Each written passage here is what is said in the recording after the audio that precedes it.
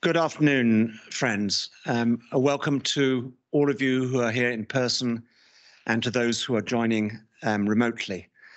And a particular welcome to the family of Michael and Anne Dummett, Susie and others who are here. Welcome home, if I may say so.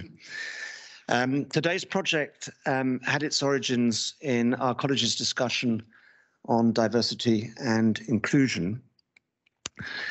And it took place in what I'm glad to say we have ceased to call our BAME committee now, but we have given it a better name. And in our discussions, we saw the opportunity for two initiatives. One, a student-led initiative, which is called Testimony, which is a book of testimonies of those who came to New College from diverse backgrounds and what happened to them subsequently in their lives. And that book is due to be published next term. The second was the idea of our philosophy tutor, Paolo Fate, whom I'd like to thank now especially. And the idea was that we should be doing something academic, and it should commemorate both Michael and Anne, whose 10-year anniversaries of passing was at that stage, we're at that stage coming up. So we were all set to do it next year, then COVID struck, but here we are now, Lazarus-like, about to do it, finally. So this event celebrates the anti-racism work of Michael and Anne, both of them. They were very much a team. In 2025, the anniversary of Michael's birth will, as I understand it, see a celebration of his philosophical work. And that will, I think, be led from All Souls. If Ian Rumford is here, he can accept or deny that. True. Today, we're going to do four things. There's this symposium. There is an exhibition of what I can only describe as Dummetiana, which is going to be in our Cox and Red Rooms, where you'll be invited afterwards to drinks, which also contains books from our library on race, of which we're building up now a large collection. It consists of a book called Righteous Anger, which we are officially publishing today, which you'll have the opportunity to get copies of again after the seminar. And some of you here today have contributed to this book. And finally, we will be announcing today a series of Dummett visiting fellowships, which have emerged as an initiative to be recruited by Positive Action, and which we're very proud to have the title Dummett adhered to. And these Dummett Fellows are part of our program of increasing the diversity of our SCR. And the first one's been already appointed, and one, Olufemi Fadugba, is either here today or is certainly going to be here later. There you are, welcome. In looking back at Michael and Anne's campaigning, one can only reflect that it still remains unfinished work. There are people here today that I'd also like to welcome who are still campaigning, and I'd particularly like to welcome Gus John. Gus, there you are. Thank you for coming. You're a half-century-old activist, is that correct? Something like that. And maybe Ian Martin is here today. Yeah, welcome Ian, who used to work for the JCWI in its early days and then had a storied career in, amongst other organizations, the United Nations. I'd also like to thank just a few people now, but particularly I'd like to thank the student helpers, some of whom I see here, who have escaped the clutches of the coverage of the World Cup in Qatar to attend. Thank you very much for coming. And I'd particularly like to thank my office, Joe and Rowena, who when I was stricken by COVID last year, stepped in, did everything that was necessary, and have done so much to make this thing happen here today. So we now move into the agenda, and the first contributor is Daniel Isaacson. Daniel is a university lecturer in the philosophy of mathematics emeritus. He's Emeritus Fellow of Wolfson College. He was here as a graduate in the late 60s, and he was one of the people that Michael Dummett spent time with. And I think as we've got into this project, people like me have become very aware of just how generous Michael was with his time. He examined your thesis, Daniel, I think, and then when he gave up his readership in the philosophy of mathematics, you took it over at All Souls. So we are very, very pleased to have you here today to give a capsule biography of Michael and Anne Dummett. Thank you.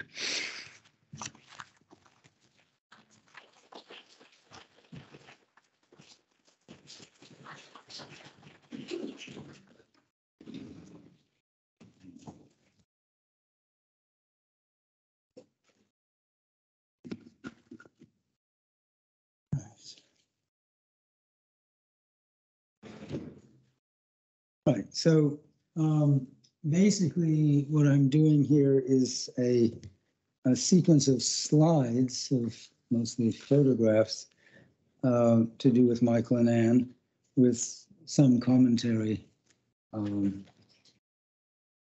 some text that's not specifically connected with the photograph, but it's not like that. Okay. Can people hear me more than they want to? Okay, so Michael Airdley Dummett was born in London at his parents' home, 56 York Terrace in Marylebone, on the 27th of June, 1925. He was the only child of Mabel Iris née Airdley Wilmot and her husband, George Herbert Dummett, who was an importer of silk. The first slide, is this going to work? It was working before. Oh, okay.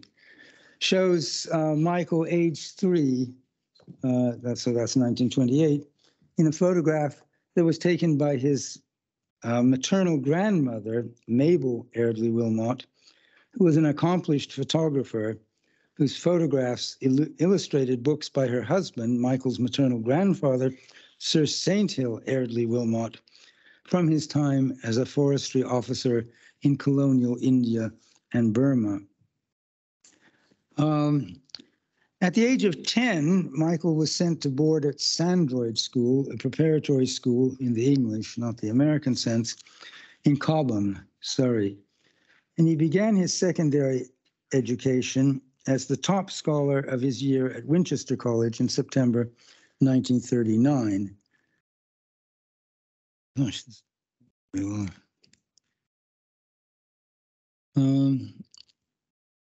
All right, am I going to have to ask you to advance the? Okay. No, that's too far there. So it's mentioned that on this trajectory from Sandroyd to Winchester, he was following in the footsteps of Frank Ramsey, who was at Sandroyd and then Winchester 25 years before Michael. Now, this is a picture of Michael at Winchester among the prefects of his class. And this is in his last year there. You can probably recognize him. Is there a pointer with this thing? I don't know. Ugh. Well, is there anything that can be used to point? Well, anyway, Michael is third from the left in the back row. It's quite recognizable. He was, in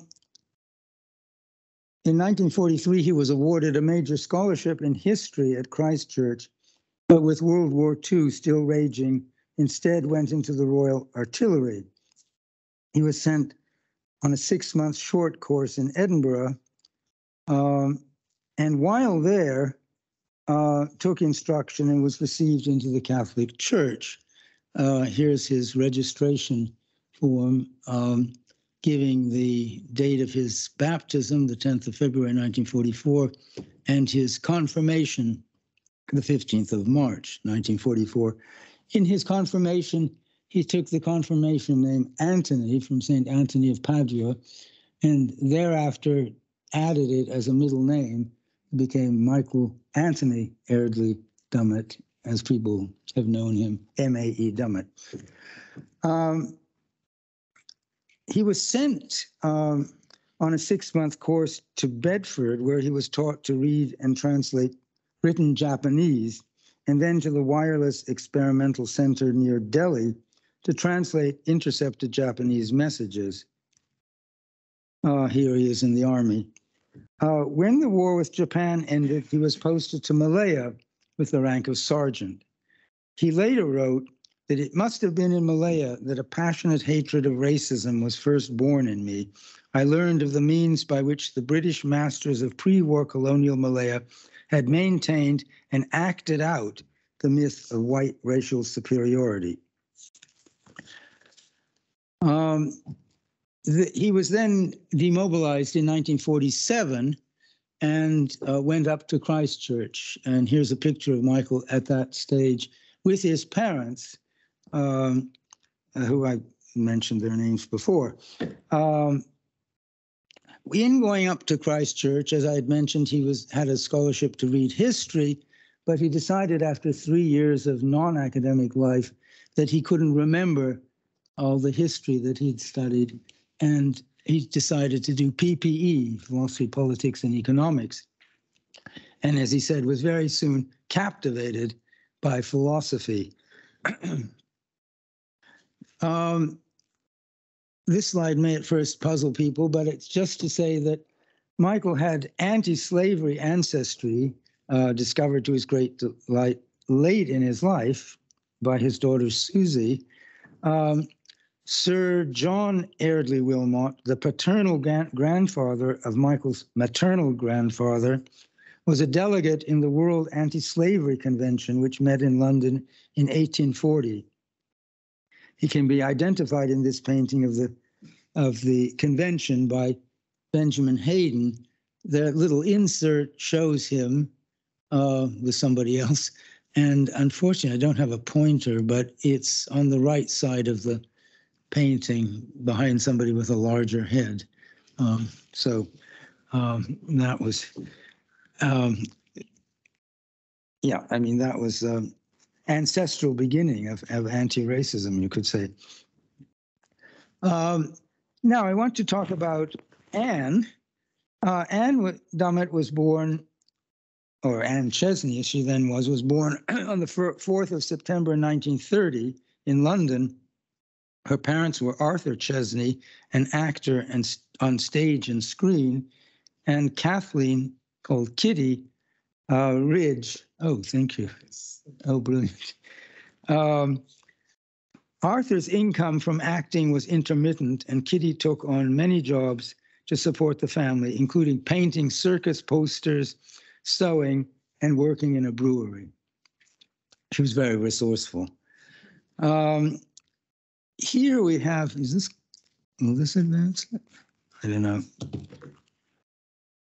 Okay, here's a picture of Anne with her father on holiday, on a beach holiday from London with her beach shovel. Anne's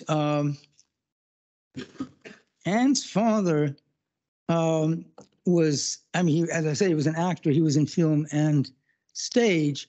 This film is Alfred Hitchcock's, this is a still from Alfred Hitchcock's first important film called The Lodger. It's a silent film in 1927. Here, easily recognizable as Arthur Chesney confronting the lead of the film, The Lodger, Ivor Novello. So that gives you an impression of him. Then here's a picture of Anne's mother from her 70s, which seems to convey a very appealing picture of a person there. At the time of her birth, Anne's parents were living in Pimlico, but she grew up in Battersea, then a poor working class area. She learned to read at the age of 2.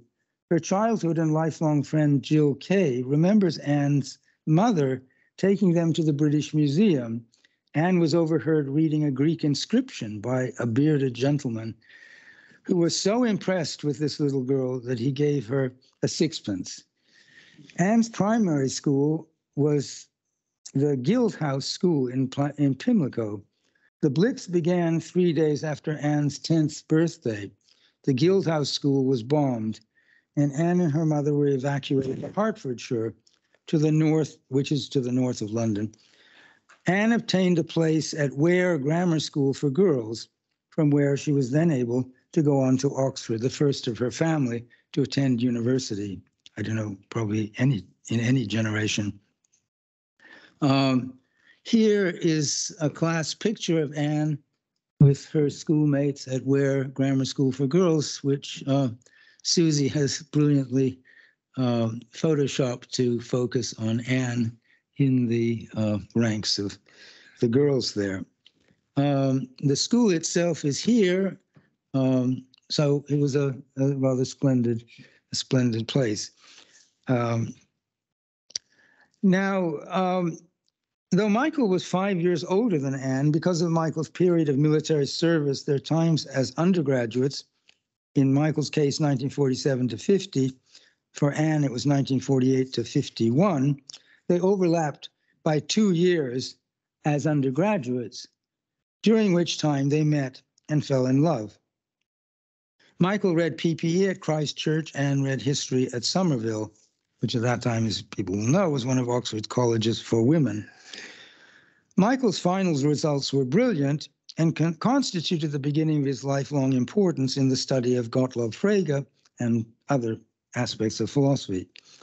At the end of the academic year in which he graduated, Michael took the prize fellowship exam at All Souls and was elected. Anne's accomplishments went beyond the academic. She was president of the University Liberal Club, a performer of comic songs for the Experimental Theatre Club, and the first woman undergraduate invited to speak in the Oxford Union's 8th-week debate. In this picture, we see Michael and Anne together in 1951, so the year in which Anne took finals. Michael was already a fellow of All Souls at that time. Here they're standing on a street in London. You can see the Hippodrome behind them. And they were married at the end of that year, 1951. Anne, who had not been religious before she met Michael, converted to Catholicism at the time of their marriage. That's right. The next slide shows Anne in 1952, after their marriage. The dress in the picture was sewn by Anne's mother, and it was made from silk that was provided by Michael's father, who, as I mentioned before, was a silk merchant, an importer of silk. So there's a long family connection in that picture. Michael's interest, through his having studied Frege's Foundations of Arithmetic as an undergraduate, had turned to logic, of which very little was taught in the PPE course. He told the warden of All Souls, Humphrey Sumner, that he wanted to do a second BA in mathematics. Sumner refused permission on the grounds that if Michael didn't get a first, it would disgrace the college. Michael arranged to be tutored privately in mathematics and studied a great deal on his own, but he also obtained a very distinguished Harkness Fellowship by which to spend the academic year 1955-56 at the University of California, Berkeley, studying logic in what was then the world's leading, I think probably one can say, center in that subject.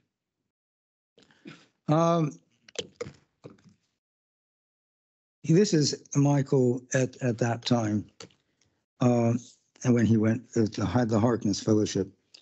During that year, Anne and the two young children they had at that time, Chris and Andy, came with him. Michael and Anne joined the NAACP and became actively engaged in the anti-racist movement in the United States.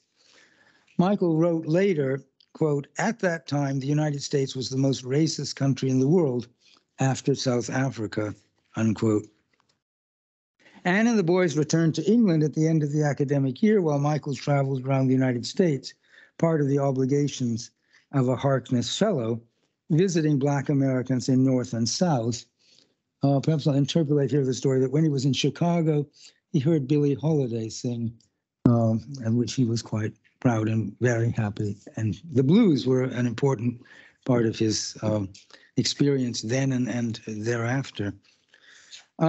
Michael traveled to Montgomery, Alabama, where the bus boycott was underway, and met Dr. Martin Luther King, who he greatly respected and admired. Alistair Cook, in his letter from America, was giving to England, was giving a white biased view of the attempts to end Jim Crow segregation laws in the U.S. South. Michael promised Dr. King that he would expose these falsehoods when he returned to England, but could not get his efforts published and felt he'd broken his promise. Alfie Steer has written a careful and fascinating account of this episode in the volume published in conjunction with this symposium. In the next picture, this is William EmmanuelAbraham. It will become clear why I'm talking about him. He was born in 1934 and obtained a BA in philosophy with first-class honors from the University College of Ghana in Legon in 1957. He then came to Oxford and did the B.Phil from 1957 to 59. I think I got that wrong. During which time he attended Michael Dummett's seminars and classes. At William Abraham's behest, the philosophy department in Legon invited Michael to teach there during Trinity term 1958, which Michael accepted. And then later, when he returned, Michael encouraged William to sit the All Souls Prize Fellowship, and he was elected the first and to date only African Fellow of All Souls. And the next picture shows the University College of Ghana in Legon, where William Abraham came from and went back to, and where Michael taught in 1958. Particular relevance of this part of the story is that William Abraham we'll hear from William Abraham following my presentation in a tribute to Michael and Anne, which he recorded earlier. This picture shows Michael and Anne with their children at 54 Parktown, their home, in 1959. This is the year in which Michael published his seminal paper, Truth, which contained in embryo a great deal of his later philosophy. This picture does not include Paul, I am sorry to say, because he wasn't yet born then. Between 1960 and 1966, Michael was regularly a visiting professor in the philosophy department at Stanford for the summer quarter. At Stanford in 1964, he gave a course of lectures as a preliminary version of a book he hoped to write, surveying every variety of realism and anti-realism.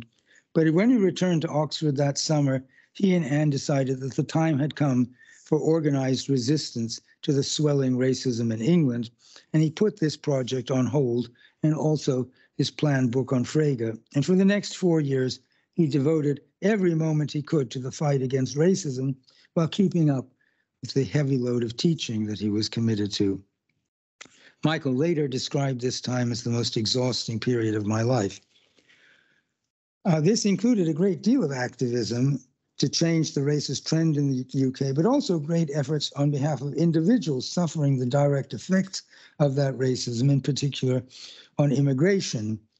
And Michael and Anne had set up a system where they would be alerted if someone attempting to come from the Commonwealth country on a basis which allowed them to enter the UK and was being refused entry, where they would rush to the airport and argue the case, and I think very often successfully. So they made a real difference to individual people's lives. Michael and Anne were instrumental in setting up the Oxford Committee for Racial Integration, OCRI, which Anne ran in conjunction with being the first and pioneering community liaison officer in Oxford, which she did from 1966 to 1969.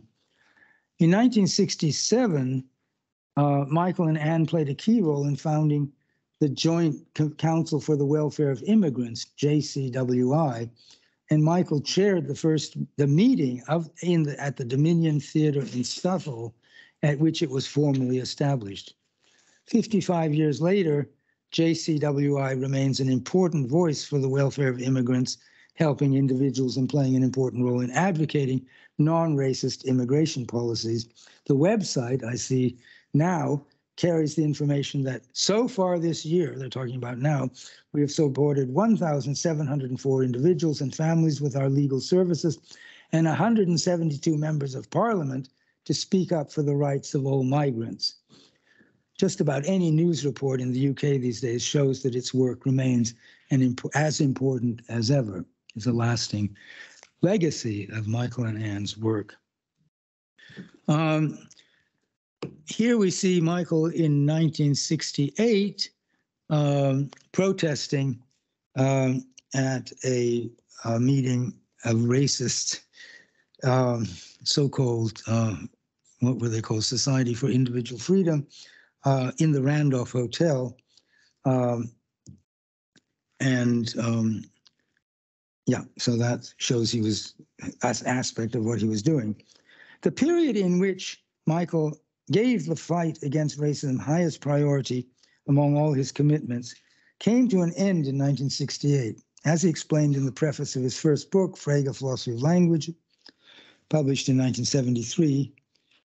By 1968, Britain, this is Michael's preface, had become irretrievably identified by the black people living here as a racist society. The alienation of racial minorities is now so great that a white ally in the struggle can, except in special circumstances, play only the most minor ancillary role. It was only at the stage at which, outwitted by those who could, after all, draw on a long tradition of tactics of handling subjugated populations, I felt that I no longer had any very significant contribution to make, and I thought myself justified in returning to writing about more abstract matters of much less importance to anyone's future or happiness. The book bore the dedication for Anne, and in the same year, Anne published A Portrait of English Racism, about which Michael said later, I would rather have written that book than any of the many I've written. In 1968, here's a picture of Anne at the OCRI office, showing her working. I think this was a picture taken by the Oxford Times for a feature that they did on the work that they were doing. Let's see, I'll go on a bit. In 1968, Michael was elected a Fellow of the British Academy in this very period. He had, at that stage, adumbrated a philosophical program in 8 published papers, which he would then pursue over the next 43 years. This election came at the end of a period of those 4 years in which he had given up writing philosophy altogether in order to devote himself to the fight against racism. Years later, he wrote, I thought at that time that I'd wrecked my career, as did Anne, but I was content that the sacrifice was worth it, the enemy being so evil. Some years later, I discovered that I had not, after all, wrecked my career. Election to the British Academy indeed signaled that he'd been able to devote himself to anti-racism while remaining a potent force in the development of philosophy. And indeed, he remained a potent force, even though he had returned to philosophy. In this picture coincides with the time when he published his book, Truth and Other Enigmas. And this photo is from the same photo shoot in which the frontispiece photograph, or the dust jacket photograph, was taken. This one's a more cheerful one. Michael continued to be active, and here we see him on the line demonstrating to defend asylum and immigration rights in the 1980s, I think this is. The next slide shows covers of two important books that Anne wrote. Her first, I mentioned before, A Portrait of English Racism, published by Penguin in 1973, with this very striking cover design by Ralph Steadman. And this book reflects and distills her experience of working with racially targeted communities. The other, which you can read the title of there, was a very important study of nationality law, important for lawyers and lawmakers. And her co-author, Andrew Nichol, was later appointed a High Court judge. Anne was director of the Runnymede Trust, which has been characterized as the UK's leading race equality think tank, from 1984 to 1987. Throughout the 1990s and the 2010s, Anne was one of the leading experts, in some ways the leading expert, on UK and EU nationality law. Though not a lawyer by profession, she had a brilliantly effective legal mind and advised individuals in danger of losing citizenship of their rights under existing laws, and advised government committees concerned with drafting laws of citizenship on what legislation would be morally and legally right. In this next picture, we see Anne from the late 1990s, while she was continuing a great deal of her anti-racism work. This next picture isn't so easy to see, but I like it very much because it shows Anne presiding at a session of a conference called Crossing Borders, the Legacy of the Commonwealth Immigrants Act, which was organized by the Runnymede Trust, the JCWI, and other pro-immigrant organizations in 2002. And included in this picture are Trevor Phillips on the left, former chair of the Runnymede Trust, and Deepak Nandi on the right, the first director of the Runnymede Trust.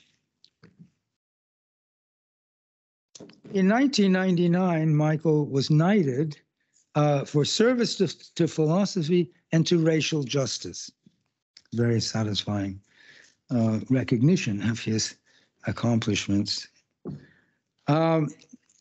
This next picture shows Michael in around 2000, or perhaps a little later, while his Library of Living Philosophers volume was in preparation, and this was then the cover and frontispiece of that volume.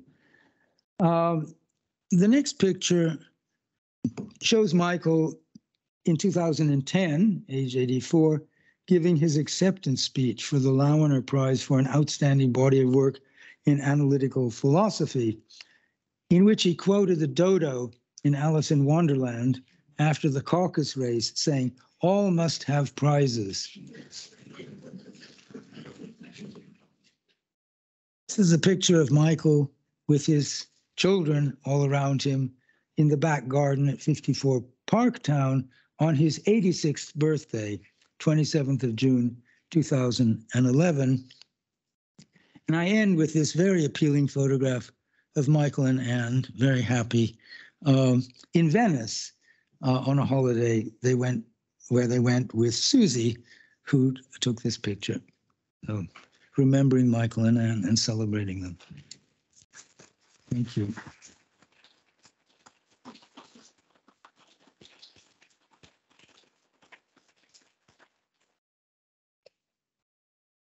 So, okay, I guess I'm to introduce the next part of the program, which is William Abraham, who I've introduced in the my talk itself, who recorded a tribute to Michael and Anne shortly after the original scheduled meeting of the symposium was postponed, which was lucky because he's at a great age and we weren't sure he'd be able to join us this time round. And in fact, he isn't well at the moment. So I don't think there's going to be a live discussion with him, but here's his tribute to Michael and Anne. I'm afraid the quality of the recording is not great, but I think it gives you some feel for what he has to say. I came to UNIV as a graduate student in 1957 from Ghana and was assigned Strawson as my college tutor and Ryle as my thesis supervisor. Because logic was one of the subjects I was slated to study further, Strawson mentioned Dummett as Oxford's premier teacher of that subject. When he added, though, that Dummett had also famously discussed the idea of an effect preceding its cause, I became riveted. As an undergraduate, I'd been exposed to questions about the reality of the material world, but the notion that an effect might be thought to precede its cause took me by complete surprise. I was determined to acquaint myself with that rather original philosopher, and even entertained the wild idea of filching him for my own very young University of Ghana. I called Dummett and explained who I was and my desire to attend any course of his in logic. He invited me over. In a desire to improve my chances of acceptance, I let him know that George Paul had visited our department in my senior year and that I had read a paper discussing Strawson's On Referring in his presence, in which I upheld Russell's analysis for its generality in applying in the same manner to propositions, irrespective of number or tense or mood. In my attempt at salesmanship, I also told him that at the end of my junior year, I had visited India, where I read a paper on the impossibility of agnosticism to philosophers and other curious listeners in Bombay University. I'm not sure which disclosure caught Dummett's attention, but it was markedly welcoming, and the self-promotion I had indulged in had been wholly unnecessary, perhaps even gauche. He told me that he would be teaching second-order logic as well as set theory in the near future, and I would be welcome to join both. I did.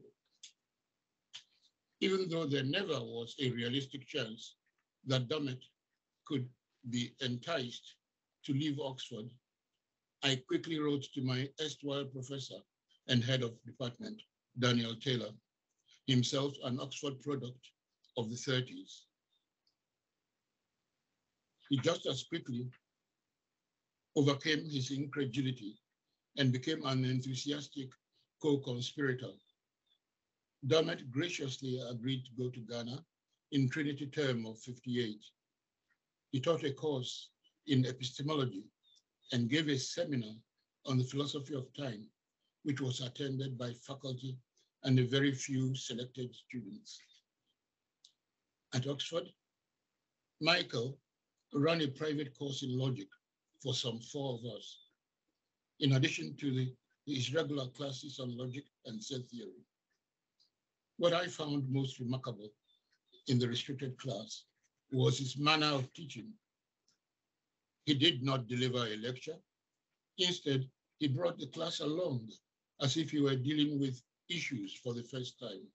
In the process, he modeled for us how to approach questions.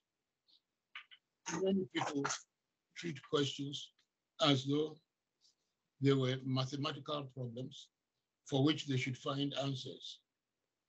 With Michael, you puzzled over what made the question arise, and hence the importance not of simply finding a solution, but of solving it in a manner which addresses its origins.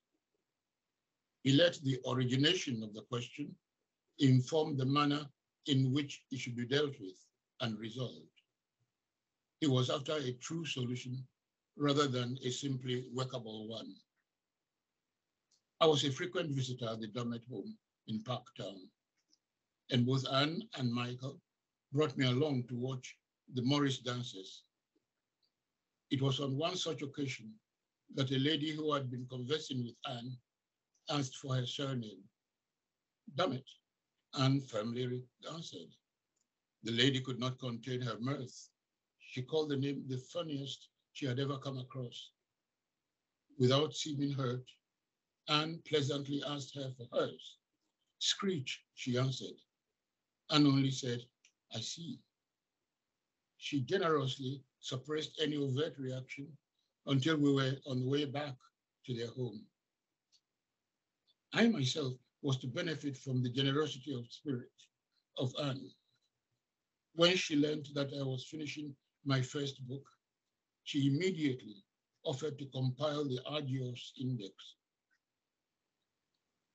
Religion, too, was one of the spheres in which Michael had a permanent influence on my life. While he never discussed the matter with me, he regularly passed on his copy of the Blackfriars magazine. It turned out that in addition to my philosophical well-being, he had an unspoken concern for my religious well-being. That intervention proved to be the first of a series of circumstances which would lead me to the Catholic Church. For that, I am profoundly indebted to him. In the secular sphere also, his promptings will be most consequential in my life. On completing my studies at UNIV, I duly put in an application for the position of lecturer at the University of Ghana.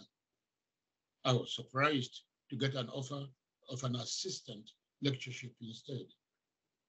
There had been no such position when I left that institution. I thanked the registrar at the London office for the offer and announced that I would wait for a response to my actual application. That response was that I would come back begging in short order, as I had by then exhausted both my University of Ghana scholarship and the Liverhume Foundation grant that had supported me at Oxford. Despondent, I came and told Michael of my predicament. He made two seemingly impractical, but actually providential suggestions. He advised me to speak with Gilbert Ryle, as universities often made direct inquiries. He cautiously pointed out that summer was already upon us, and by then, universities usually already knew who would be coming at the beginning of the academic year. Ryle, however, had just received an inquiry from Liverpool University and urged me to turn in my application without delay. Michael's second inspiration was announced cautiously. He revealed that the All Souls Prize Fellowship examinations were imminent, though there was still time to apply. He added that I would have to secure permission from my college unit to be allowed to take them. He also warned that the field that year was exceptionally strong. UNIV, however, came through with the required permission. I took those fearsome exams and was elected to a prize fellowship. I was offered an appointment as lecturer at Liverpool University at the same time. It became plain to me that my involvement with the Dummett family had never been fortuitous. That family was destined to have a most decisive and beneficial hand in the course of my life, and for that I'm ever grateful. Back in Ghana, I had Michael appointed as our external examiner in philosophy in 1967. 3 students had finished the honors program that year. The department awarded them a first-class honors, a lower second, and a third, respectively. Michael confirmed the first class and the third class honors, but had grave doubts over our decision to award a lower second to the third student. Michael had concluded from reading all 27 answer books that the lower second student was actually the most philosophical in tenor and thought. He insisted on a viva with that student. Even after he was informed that he was ill on a hospital bed, he simply would not condone a possible injustice. The chief medical officer at first would not hear of subjecting a patient to philosophical interrogation on his sickbed. After I convinced him of the futility of resistance in the case of Michael, he gave permission and Michael conducted almost an hour's viva with the student. While the student's written output was not extensive enough for the award of a first, Michael was able to raise him from a lower second to an upper second. Michael's action that time was not to assist someone in peril. He acted from the conviction that right should be generally done by everyone, and that being done right by was not a gift to be offered or withheld. Michael and Anne are two of the finest human beings I have known in person or by repute.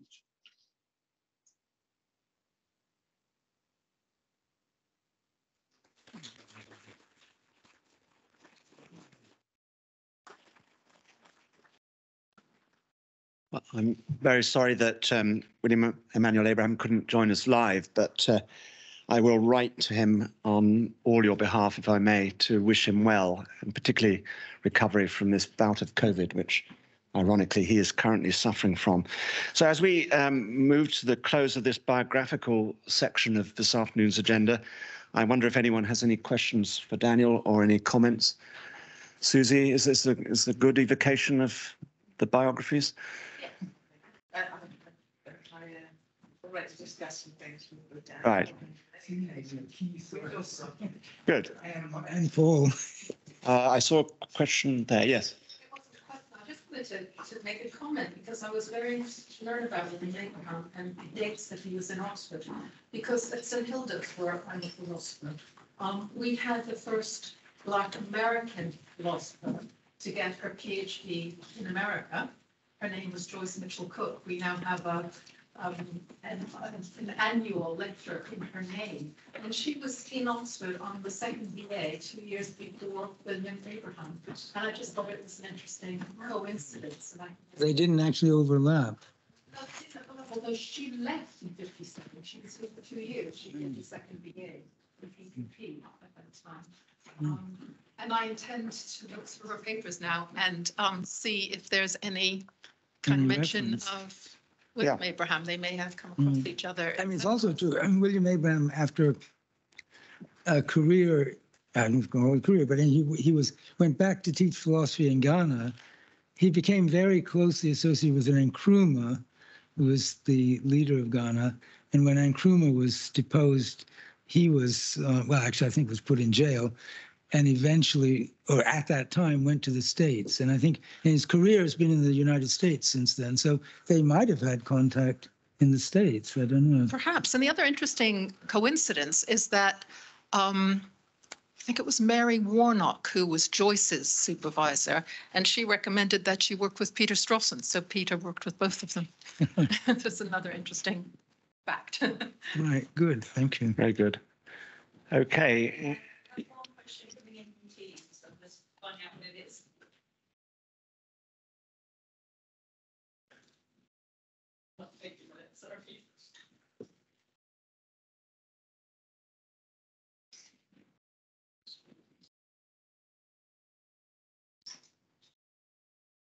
Yes, I can.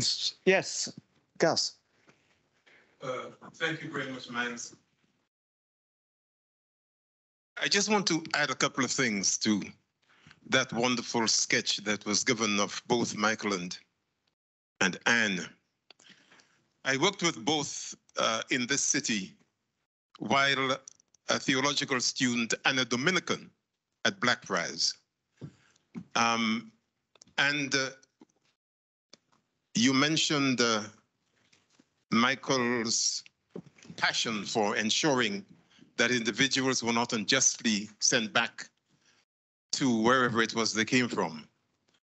I remember some journeys overnight that he and I made, either driving their car or my driving a rather bulbous Rover from Blackfriars to places as far as Bradford, to find relatives, to take them back to Heathrow so that their loved ones wouldn't be put back on planes to Karachi or Lahore or whatever else it was. And that went on for quite a while. And as you pointed out, Michael was doing that by night and lecturing the following day. I was doing it by night and singing Gregorian chant the following day. That's the first point I want to make. When Anne became the director of the Oxford Council for Racial Integration, she appointed me chair of the Education Committee.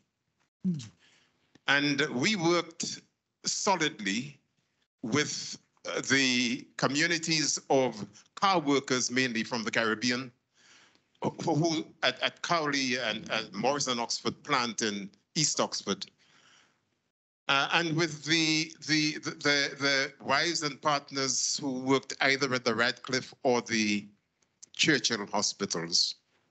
But my particular involvement was with their children in schools who were having a pretty rough time. And it is then that I began to have an interest in the number of children who were being assessed as educationally subnormal, even then, and sent to schools for the educationally subnormal, with tests which were both racially and culturally biased. And it's really important that we remember the connectedness between that work and the work we did in the campaign against racial discrimination from 1965 onwards, which both Michael and Anne were very much involved with. And in '69, I joined Deepak Nandi at the Runnymede Trust as the Runnymede's first paid officer to go and do some action research in Handsworth in Birmingham. And from that time onwards, both Anne and Michael took a very keen interest in the work that Runnymede was doing some years before she became the director. Great, thank you very much. Thank you very much for that, Gus. Yes, Joe. Darren's going to connect to Paul Dolan, and he's going to ask a question live. Hopefully, over to you.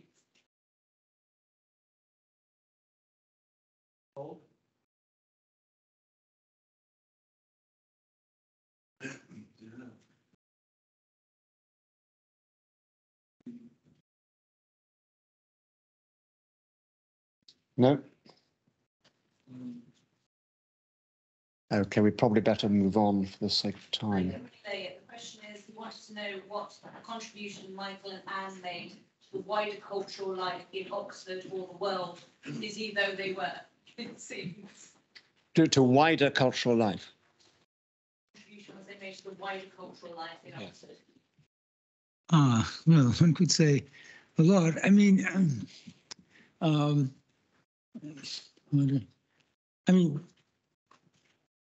one thing that Michael did, I don't know if it's cultural life, but I mean, I was going to talk about his passion for tarot cards, which was something that wasn't much engaged with in Oxford, and he really generated an interest in it. I should say his interest in tarot was nothing to do with fortune telling. It was to do with the games that were played with these ancient cards in other parts of Europe, not in England. And he got people to start playing these games in the modern world in England. Okay, that's one thing. Thank you for that. And with that, I think I need to thank you, Daniel, for all you've done to prepare for this seminar and for speaking. Many thanks indeed.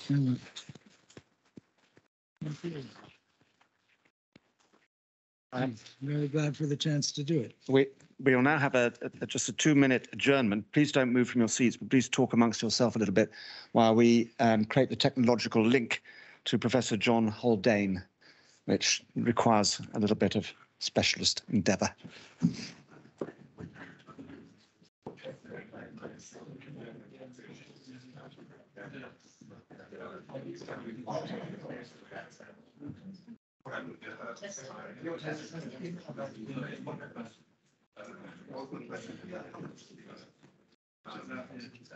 So, can I ask if you're hearing this?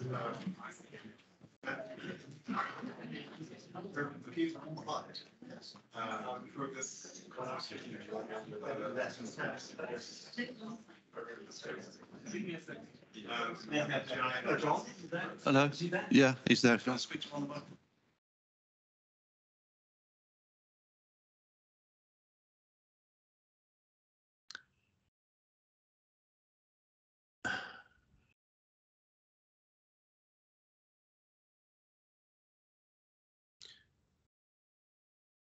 Can you hear us, John? The quality. I can. Can you hear me? Yes, Can you hear me? we can. Yeah. The quality of the picture that I'm getting is not very good. I don't know whether you're getting a decent image. I think it's a bit delayed, but we can see you. That's the most important thing. And it looks as if you're in a sunnier climate than we are. Well, it's 2 o'clock in the morning, so it's not that sunny. It's just all the lights are on. Well, let me introduce Professor Haldane, who is speaking to us from Australia.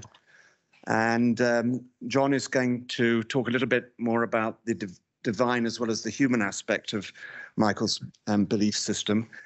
We have in the audience actually the person who probably knows a lot more about that than I do, which is my colleague John O'Connor from Blackfriars, who's kindly lent us Blackfriars' copies of the famous Lash-Dummett dispute, which are on exhibition you'll see later. And John actually, I think, wrote an article about how not to use that debate as a model for debating, which any student should read. John, you're Professor of Moral Philosophy Emeritus and many other titles from the University of St Andrews. But you also have an Australian side to your life, and you're at Australian Catholic University and Baylor University. We're very grateful for you today for staying up so long, and our floor is yours in rainy Oxford. Well, thank you very much indeed. Can I just check first of all before I embark that you are in fact hearing me? Yes. We can hear you. Very much. Good. Well, first of all, then, if I may just congratulate New College on hosting this occasion and on the publication of the celebratory volume, which is very handsome. This event is being enjoyed all the more, I think, as delayed gratification, due, of course, to its postponement, but also as testimony to you, Miles Young's happy recovery from COVID. Well, in the announcement of the symposium, it promises to explain and contextualise Michael Dummett. And I want to aim to do that, to some degree at any rate, by relating his ethical and political outlook to his religious beliefs. Now, I should begin by saying that I was never a student or a colleague of Michael Dummett's. But as a student studying analytical philosophy, I was drawn towards his work by 2 factors. First of all, as a Catholic studying in that intellectual environment, I was interested to find a number of first-class philosophers who were also Roman Catholics. This, I should say, was a period in which the intellectual environment was one that was moving from a kind of indifferent agnosticism towards religious belief to an increasingly explicit atheism and the hostility to some degree towards it. Besides Michael Dummett, there were a number of other Roman Catholic philosophers, or Roman Catholics who were philosophers, in the broadly analytical style around that time. There was Elizabeth Anscombe, of course, and there were close connections between Anscombe and Dummett. He'd been a student of hers at one point, and their families later on would mix. Peter Geach, Elizabeth Anscombe's husband, who was then at Leeds, first at Birmingham, then at Leeds. Alistair MacIntyre, a fellow Scot. Timothy Smiley at Cambridge. Charles Taylor, who at one point had been in Oxford, but then was at McGill. And Bas van Frassen at Princeton. These, along with Michael Dummett, were all very distinguished philosophers, but also, as it happened, Roman Catholics. And 4 of those whom I've mentioned, like Dummett himself, were converts to Catholicism. Well, the second aspect of Dummett that drew me towards his thought was the enigmatic character of his philosophy.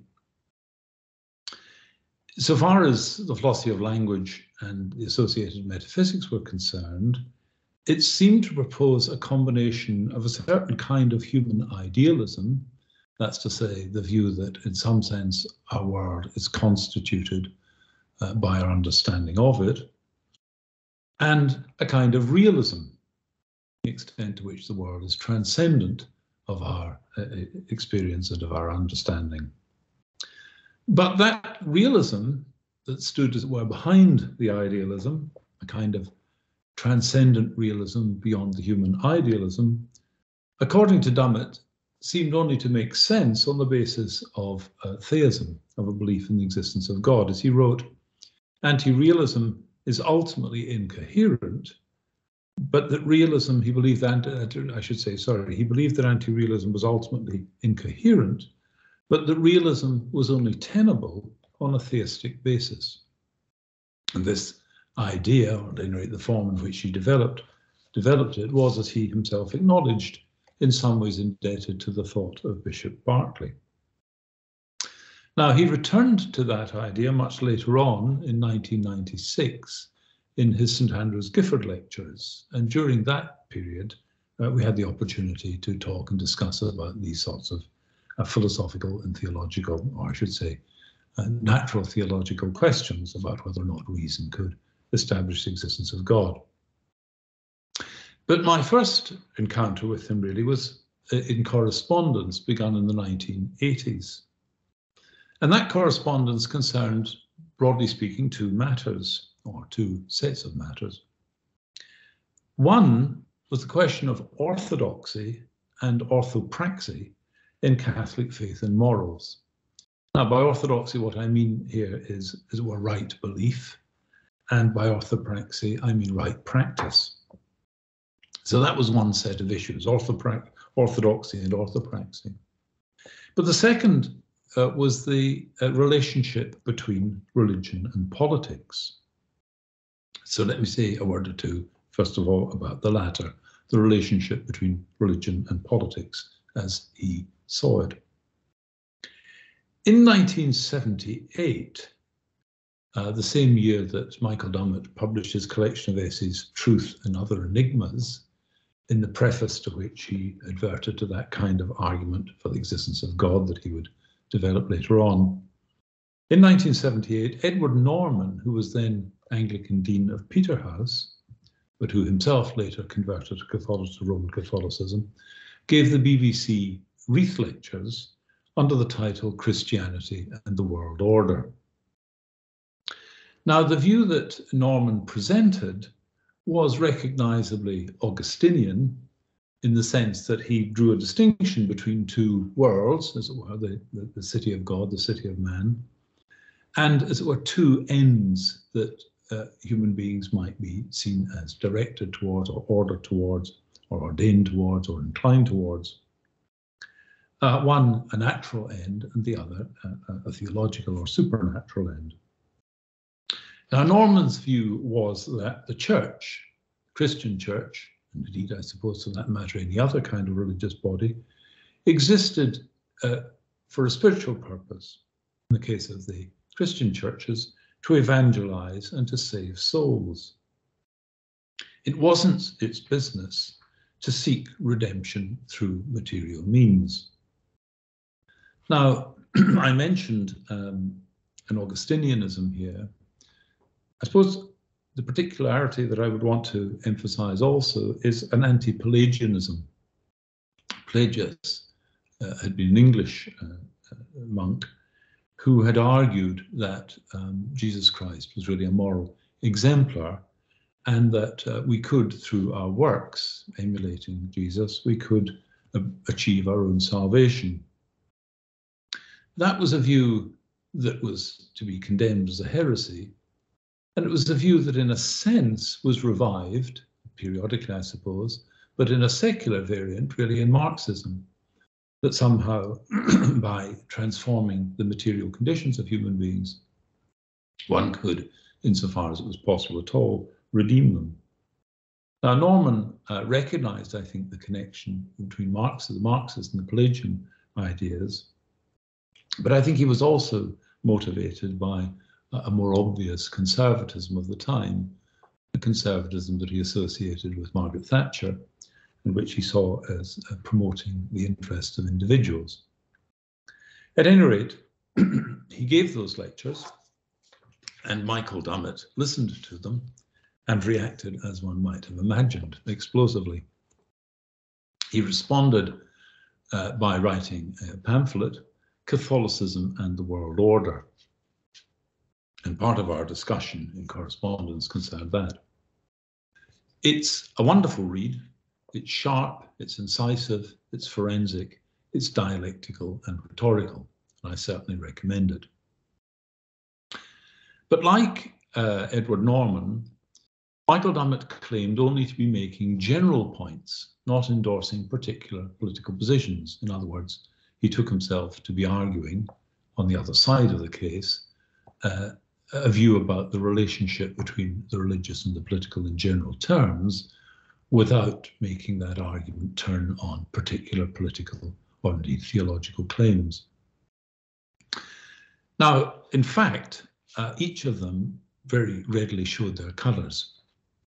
In the case of Edward Norman, blue. In the case of Michael Dummett, red.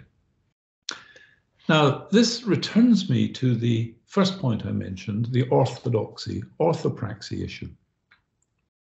And what I think some see as a tension or a puzzle in thinking about Michael Dummett's commitments. How, some people ask, could he have been radical and progressive in politics and conservative in religion?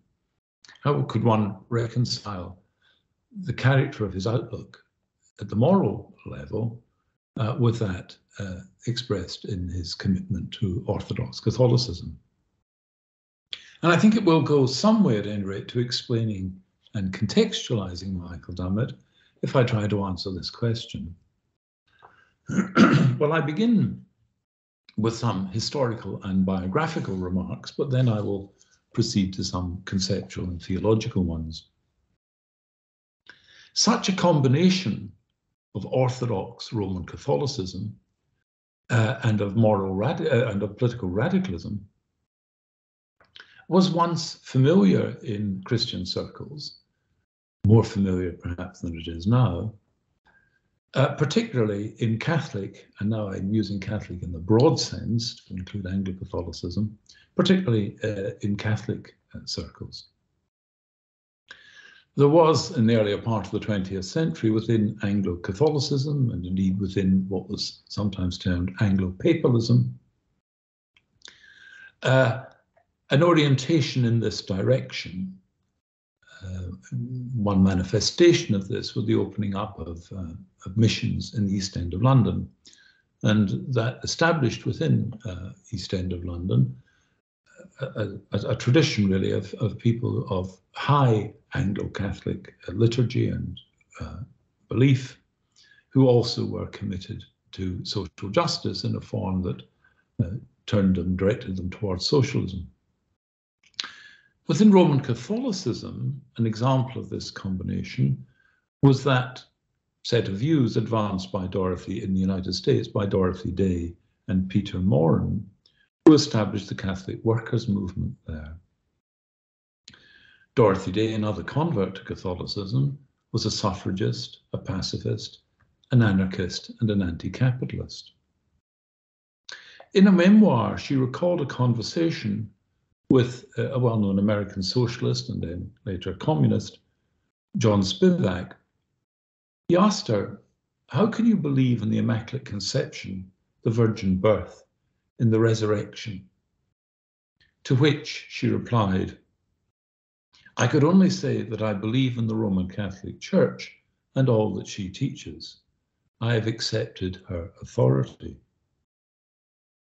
Again, on another occasion at a Catholic worker farm, she insisted that a priest who was about to say Mass just in his working clothes put on proper vestments before saying that Mass, adding, On this farm, we obey the laws of the church.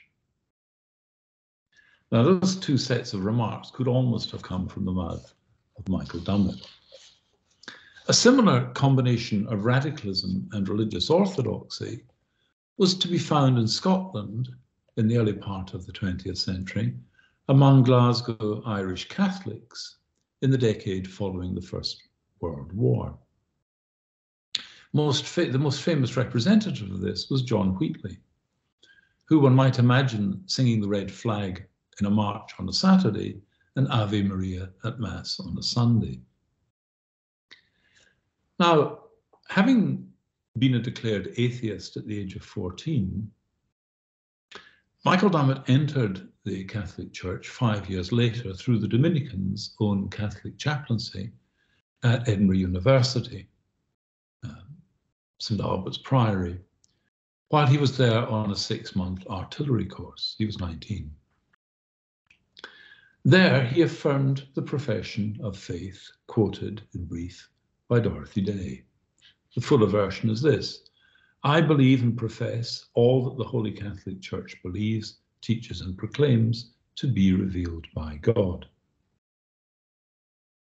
Now, just to add a further note to try to capture something of the atmosphere of that earlier period, an atmosphere with which I think people are now not familiar, let me quote from George Orwell's review of T.S. Eliot's Burnt Norton, East Coker and Dry Salvages, published in 1942, 2 years before Michael Dummett's conversion. Orwell writes, "Sooner or later, one is obliged to adopt a positive stance towards life and society. It would be putting it too crudely to say," he continues, "that every poet in our time must either die young, enter the Catholic Church, or join the Communist Party. But in fact, the escape from the consciousness of futility is along these general lines."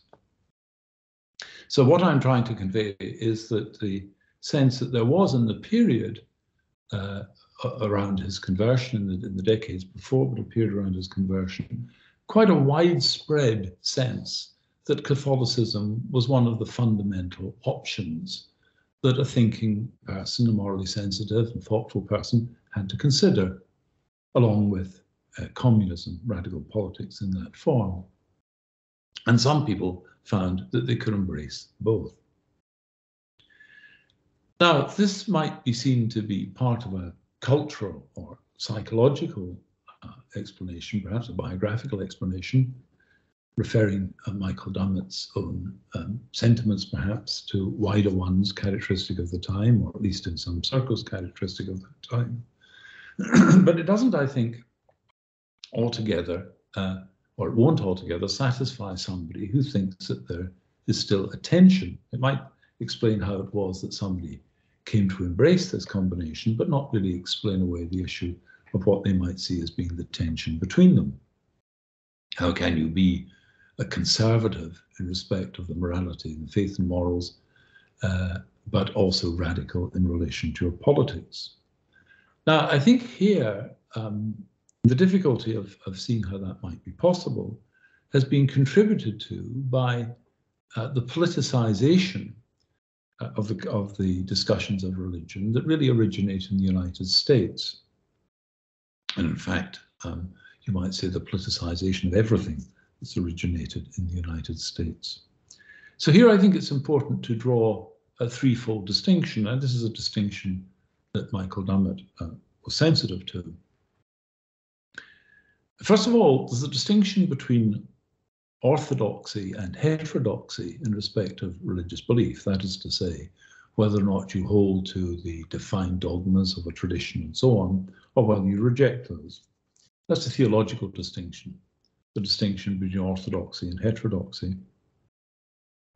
A second distinction is the distinction between the traditional or the traditionalist, you might say, and the reformist. And that I think of as being a cultural tradition, a cultural distinction, I should say. And the third pair, distinguishing pair, is between the conservative and the socialist. Now, I think the best way to think about these distinctions is rather in the way of a fair operating one-armed bandit machine, no longer one armed on them, but button machine, in which the three wheels, let us say, if it's a fair machine, operate independently of one another. And likewise, I think these distinctions operate independently of one another. But such has been the crudity of journalistic coverage of these matters, there's a tendency just to conflate them, to think that if somebody is orthodox, then they're traditional and conservative.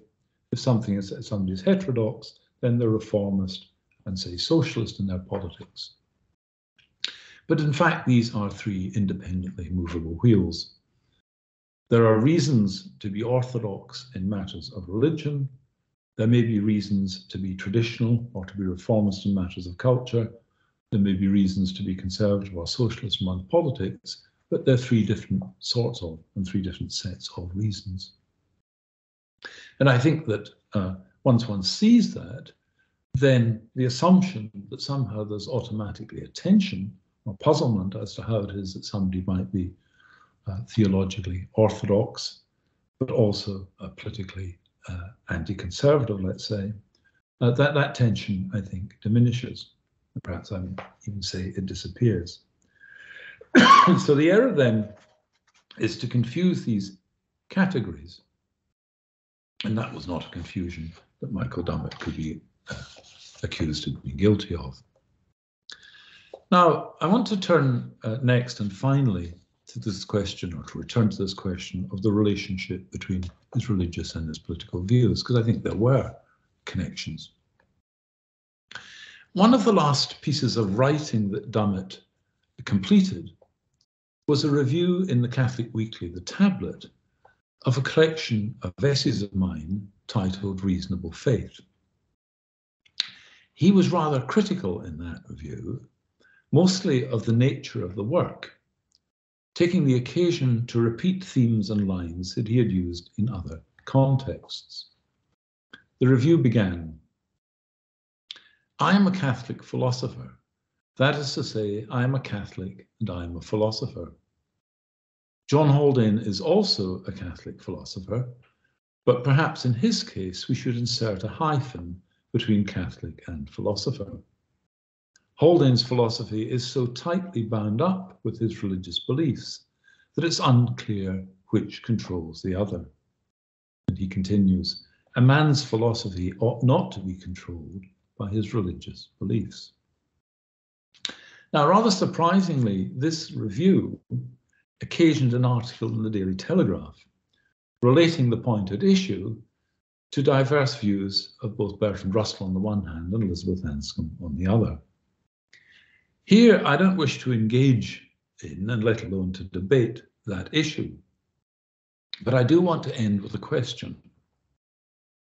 Were Michael Dummett's beliefs about social justice in relation to race, immigration, social welfare, education, and so on, independent of his religious and philosophical convictions? And here I use philosophical not insofar as it might relate to his metaphysical views or his views about the philosophy of language, but philosophical in the broader, more popular sense that would include his ethical views. So were his beliefs about social justice and so on independent of his religious and ethical convictions, philosophical in that sense convictions? Well, the question here is not, or at any rate not primarily, a psychological one. He believed strongly in the equal dignity and value of all human beings. But what was the ground of that belief? I don't here mean, say, a psychological motivation. I mean, what would be given or could be given as a justification of that belief? Well, he began to recognize the injustice of racism when he was posted to Malaya in 1945. And I think Daniel Isaacson quoted something that Dummett said in his presentation earlier. This was following his training in Edinburgh and a period in Delhi. He wrote, and this is a year following his conversion and entry into the Catholic Church, "It must have been in Malaya that a passionate hatred of racism was first born in me. Well, a quarter of a century later, in 1969, he and Anne Dummett defined racism in terms of classifying peoples into groups and holding that they should be treated differently and have different rights. Now, someone might ask, well, what's wrong with doing that? Putting people into different groups, treating them differently, and according them different rights, or recognizing different rights. Well, the obvious answer is the moral, egalitarian, or universalist claim that all are equal. But in what respect is that so, and how is this equality possible? Secular thought, moral and political, has struggled to give an answer to that question. But Judaism and Christianity propose one. It is that each and every human person is of equal value and dignity, because each and every human person is equally an imago Dei, an image of God, invested with value as is an artwork by its creator. Each bears the image of the divine. Michael Dummett's experiences had an important role in the formation of his moral and political views. But his moral outlook had a role in the formation of his experiences, and his religion had a role in forming that outlook. In other words, I dare to suggest that Michael Dummett was also a Catholic-philosopher, and perhaps that goes some way to explaining and contextualizing his activism. Thank you.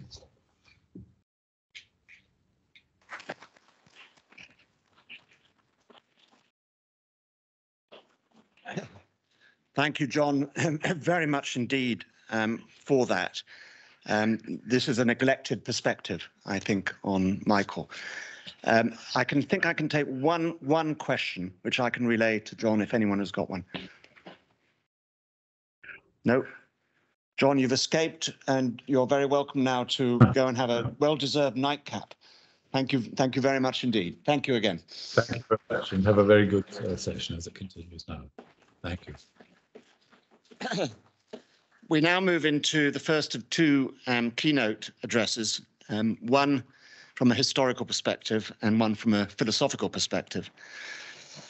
Before this symposium, I think it would be fair to say that there was no published historical account or perspective of Michael's career in anti-racism. And that's not surprising because, as Alfie Steer writes in his chapter in our book, only in recent years has the history of race in Britain taken a central position in historical scholarship. So I'm particularly grateful for Alfie for writing that part of our book and for coming here today to give a historical perspective. Alfie.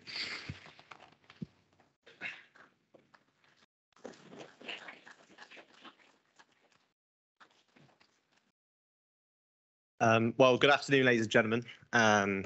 Thank you, Miles, for that introduction. And thank you in particular for giving me the opportunity both to write for the book, to speak at this today, and I think on behalf of everyone, thank you for everything that you've done in organising the symposium, publication, and the exhibition. It's been a fascinating project and great privilege to be a part of. So, as Miles said, in recent years, the history of race in Britain has taken on an increasingly central position in our understanding of this country's past. Chief among this new scholarly interest has been the history of anti-racist movements in particular. Due to the imposing shadow of the more well-known civil rights and Black Power movements of the United States, Britain's own experience of campaigns for racial justice have often been overlooked or at risk of being forgotten entirely. Now, as part of this ongoing process of historical recovery, the anti-racist activism of Michael and Anne Dummett forms a very important part. So what I want to do in this speech is outline Michael and Anne's activism and place it within both the wider historical context of anti-racist activism in post-war Britain. Michael and Anne's contribution to anti-racism, reaching its heights in the 60s and 70s, was wide-ranging, from the practical to the polemical, and was typified by a unique degree of personal commitment and radicalism, which I think the most important headline of this is that it really defied the usual stereotypes of the well-meaning but ineffective white anti-racist. So through exploring a few key moments of activism in the Dummetts' lives, their time in the United States, their involvement in the campaign against racial discrimination and the Joint Council for the Welfare of Immigrants and the Southall Inquiry at the end of the 1970s, we can uncover a very illuminating model of anti-racist allyship in post-war Britain. Of course, to understand Michael and Anne's activism, it is important first that we understand the context of Britain after the Second World War. While ethnic and religious minorities had existed in sizable numbers in Britain since at least the 16th century, the years after the Second World War saw a particular explosion of social and demographic change, perhaps best remembered by the Empire Windrush, which brought the first 492 post-war migrant workers to Britain from the so-called New Commonwealth of the Caribbean. This was made possible by the 1948 British Nationality Act, which had granted Commonwealth citizens full British citizenship and as such the right to migrate. By 1955, the numbers arriving in Britain to work from the Caribbean alone had reached over 20,000.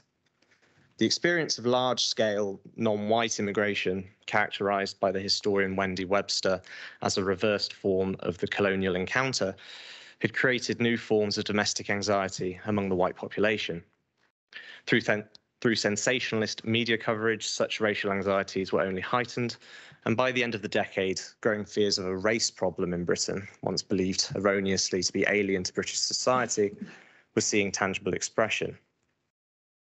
The explosion of racist violence in Notting Hill in 1958, the unsolved murder of Kelso Cochrane the next year, and the political re-emergence of fascists like Oswald Mosley and the White Defence League dispelled the myth of the benevolent mother country to many.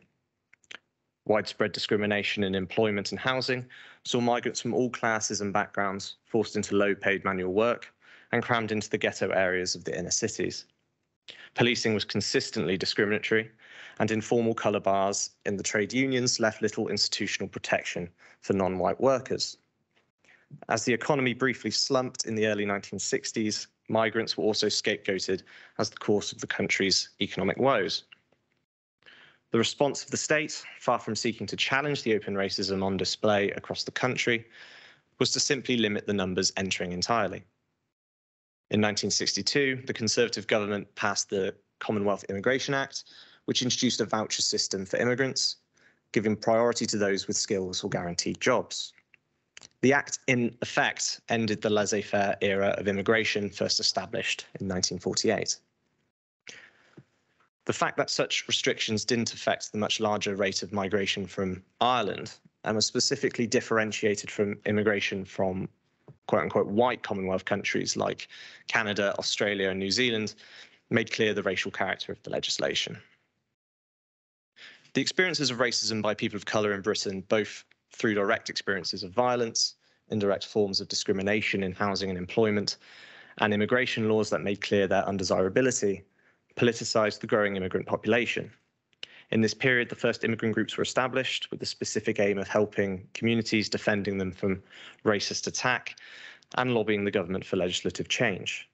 Some of the most important of these was, of course, the Standing Conference of West Indian Organisations and the Indian Workers Association. By the end of the 1950s, a growing salience was being ascribed to issues of race and racism, largely for the first time in mainstream British political life. According to Kalba Shukra, the first political organisations formed to represent the new Commonwealth immigrants were, quote, predominantly the domain of middle-class black and white activists, and this was the milieu that Michael and Anne found a place in. Now, as previously outlined by Daniel, Michael's first experience of racism had come during his time in Asia after the Second World War, but it would not be until his time in the United States that the cause of battling it would become a lifelong commitment. And indeed, the United States was an essential source of influence for the development of anti-racist politics in Britain more widely. As described by Paul Gilroy in his concept of the Black Atlantic, the politics of anti-racism was shaped by transnational exchange and the cross-fertilization of ideas between the United States, the Caribbean, Africa, and Britain. This happened both through the physical movement of people and the transmission of ideas, but also through developments from the 1950s onwards, such as the growth of television ownership. Television coverage of civil rights movements in America not only shaped the Black identity in Britain, but also influenced the anti-racist activism of sympathetic white people, and even, in some instances, deepened the racist anxieties of those already hostile to immigration. For the Dummetts, the influence of the United States was similarly powerful and, of course, more immediate. Taking up the Harkness Scholarship at Berkeley, Michael arrived in the United States at the time of Emmett Till's infamous lynching in Mississippi. And it was amid this prevalent, violent racism that Michael and Anne would join the NAACP and meet Martin Luther King. This would begin their organized involvement in the civil rights movement on both sides of the Atlantic. So upon their return to Britain, the Dummetts' involvement in anti-racism would lay dormant until the mid-1960s. By that time, however, the growing prevalence of explicit racism in British political life and the Dummetts' growing perceptiveness of racial injustice around them forged a newfound commitment, one that would force Michael, as we have just learned, to effectively pause his academic career for 4 years. So Britain in the 1960s was characterized by the historian Kenneth O'Morgan as a time of, quote, ethnic violence, class conflict, and youth revolution. Around 1 million non-white migrants had settled in Britain by this time, made up mostly of people from the Caribbean, India, and Pakistan. At the same time, almost every area with high levels of immigration had established its own support organizations.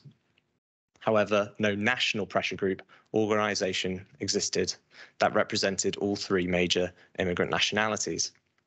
Furthermore, there remained a belief among many communities that the Labour Party could act as a vehicle for anti-racist reform. However, by the time of the general election in autumn of 1964, racism took an even greater prominence in British political life, ending what had been a party consensus to keep racial language out of politics. In the West Midlands constituency of Smethwick, the Conservative candidate Peter Griffiths played upon local anxieties around black immigration. His eventual election victory, on the back of an explicitly racist campaign, demonstrated the shift of racism from the margins to the mainstream of UK political culture, and demanded a more assertive campaign against racism in response, one largely outside of the pre-existing organisations or political institutions. Meanwhile, both the practical complexities of coordinating multiple separate organisations and the unifying shared experience of discrimination among the immigrant communities provided further motivation for a single umbrella organisation to be formed. The final catalyst for the establishment of such a group came once again via the influence of the American Civil Rights Movement. During a visit to Britain in December 1964, in a meeting with representatives from British immigrant organisations and some anti-racist white activists, Martin Luther King encouraged a nationwide campaign for effective racial legislation. Following his advice, these numerous organisations and their representatives, alongside some independent activists, established the Campaign Against Racial Discrimination. So CARD would be the first anti-racist umbrella organisation in Britain since the League of Coloured People in the 1930s. Its aims were more general than specific, committed to the cause of greater social equality in Britain, and also to protect and represent the interests of the non-white population. CARD was also a direct attempt to replicate the American civil rights movement in Britain. This was both in terms of demanding legislative reform through non-violent direct action, but also in being a deliberately multiracial coalition, including both white and non-white activists. Among its key members and affiliates were not only pre-existing immigrant groups such as the IWA and the West Indian Standing Conference, but also activists from the peace and anti-colonial movements. By the time of its formal establishment in January 1965, CARD's leadership was dominated by well-known London intellectuals and activists, including the Black Labour politician David Pitt, the peace activist Marion Glean, Selma and CLR James, and Anthony Lester. The milieu of white and black activists was also soon joined by the Dummetts. So 1964 had seen the Dummetts bring their activist experience, first learnt in America, back home to Britain. That summer, Michael took part in student demonstrations against the visit of the ambassador of apartheid South Africa. In the autumn, after reading about the Smethwick election in the press, Michael became concerned about similar events happening in Oxford. Eventually, Michael and Anne helped develop the idea of establishing a civil rights style group in Oxford, and in collaboration with the future Labour MP Evan Lord, they established the Oxford Committee for Racial Integration in January 1965, with Anne, of course, working as the group secretary. Soon after, OCRI would affiliate to CARD, and while Anne remained focused on the local work of anti-racism in Oxford, Michael would become increasingly involved in CARD nationally. Some of OCRI's first activities were remarkably successful, most notably in pressuring Oxford's pressed steel and Morris factories to end their discriminatory employment practices, which was targeted mostly against Black and Asian workers.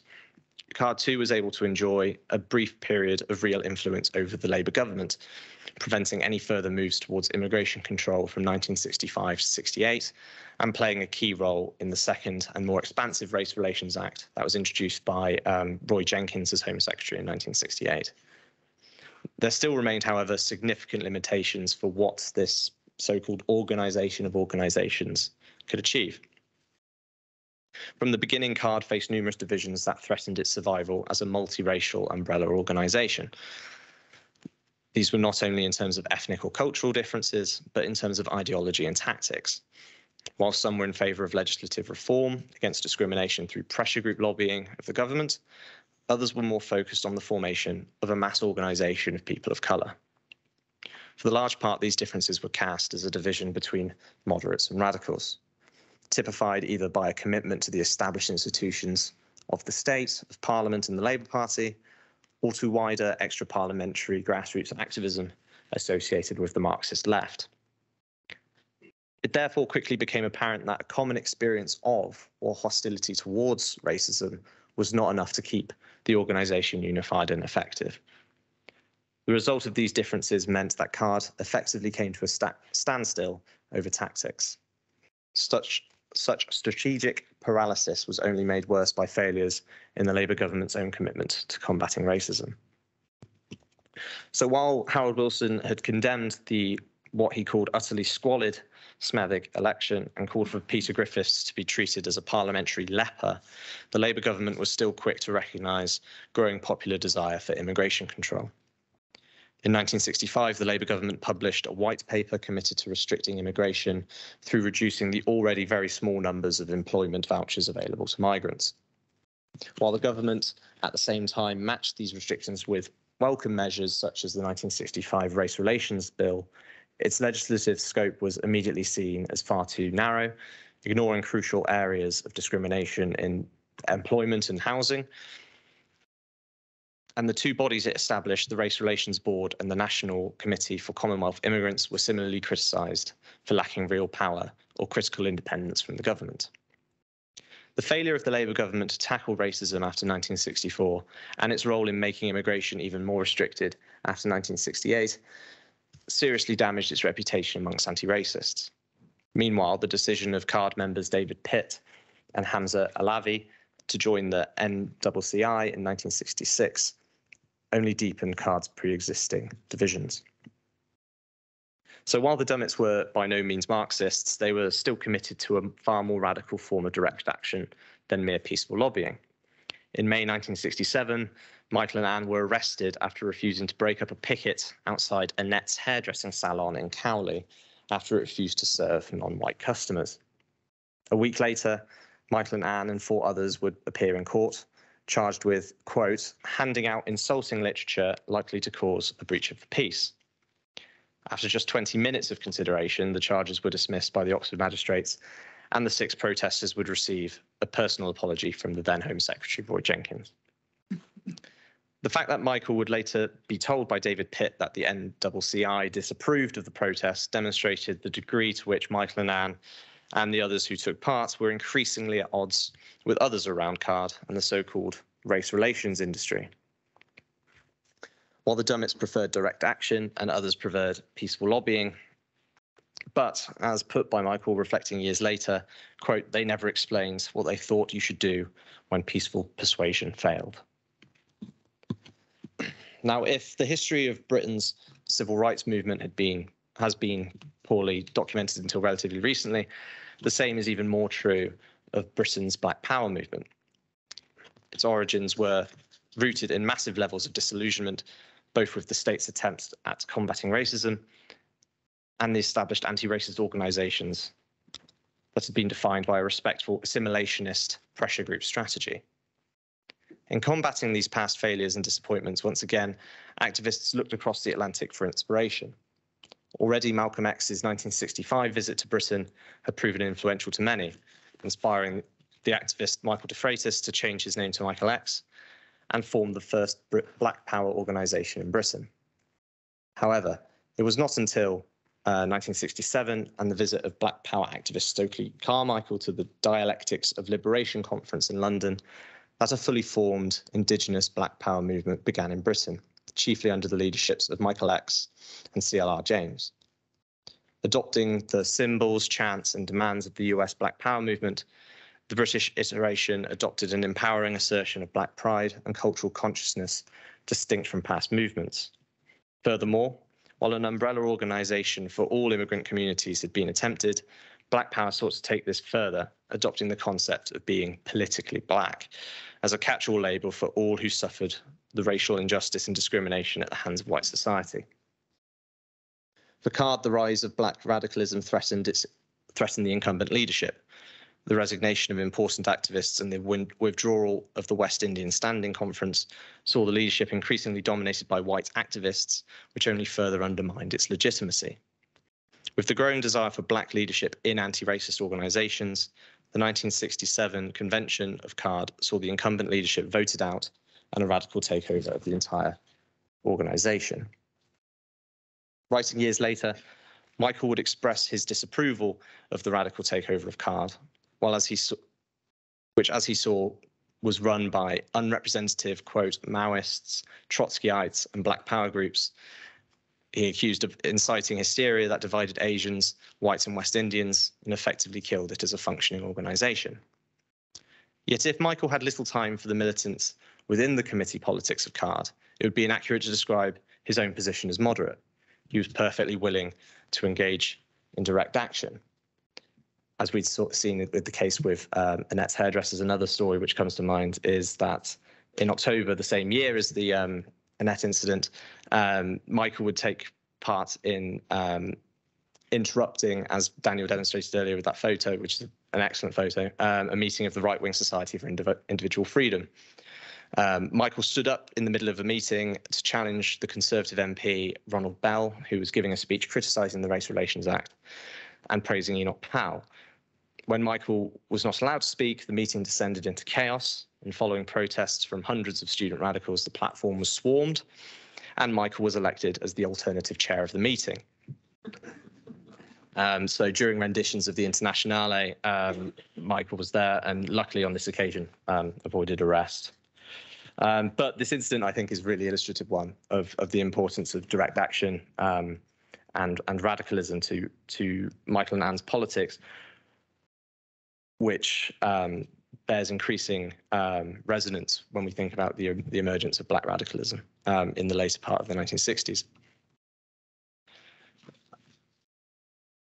Alongside his direct action, as I'm sure Robert will be speaking about in his keynote, Michael and Anne demonstrated an uncompromising critique of institutional racism in their writings, which was also ideas first formulated by Black Power activists such as Carmichael and Charles V. Hamilton.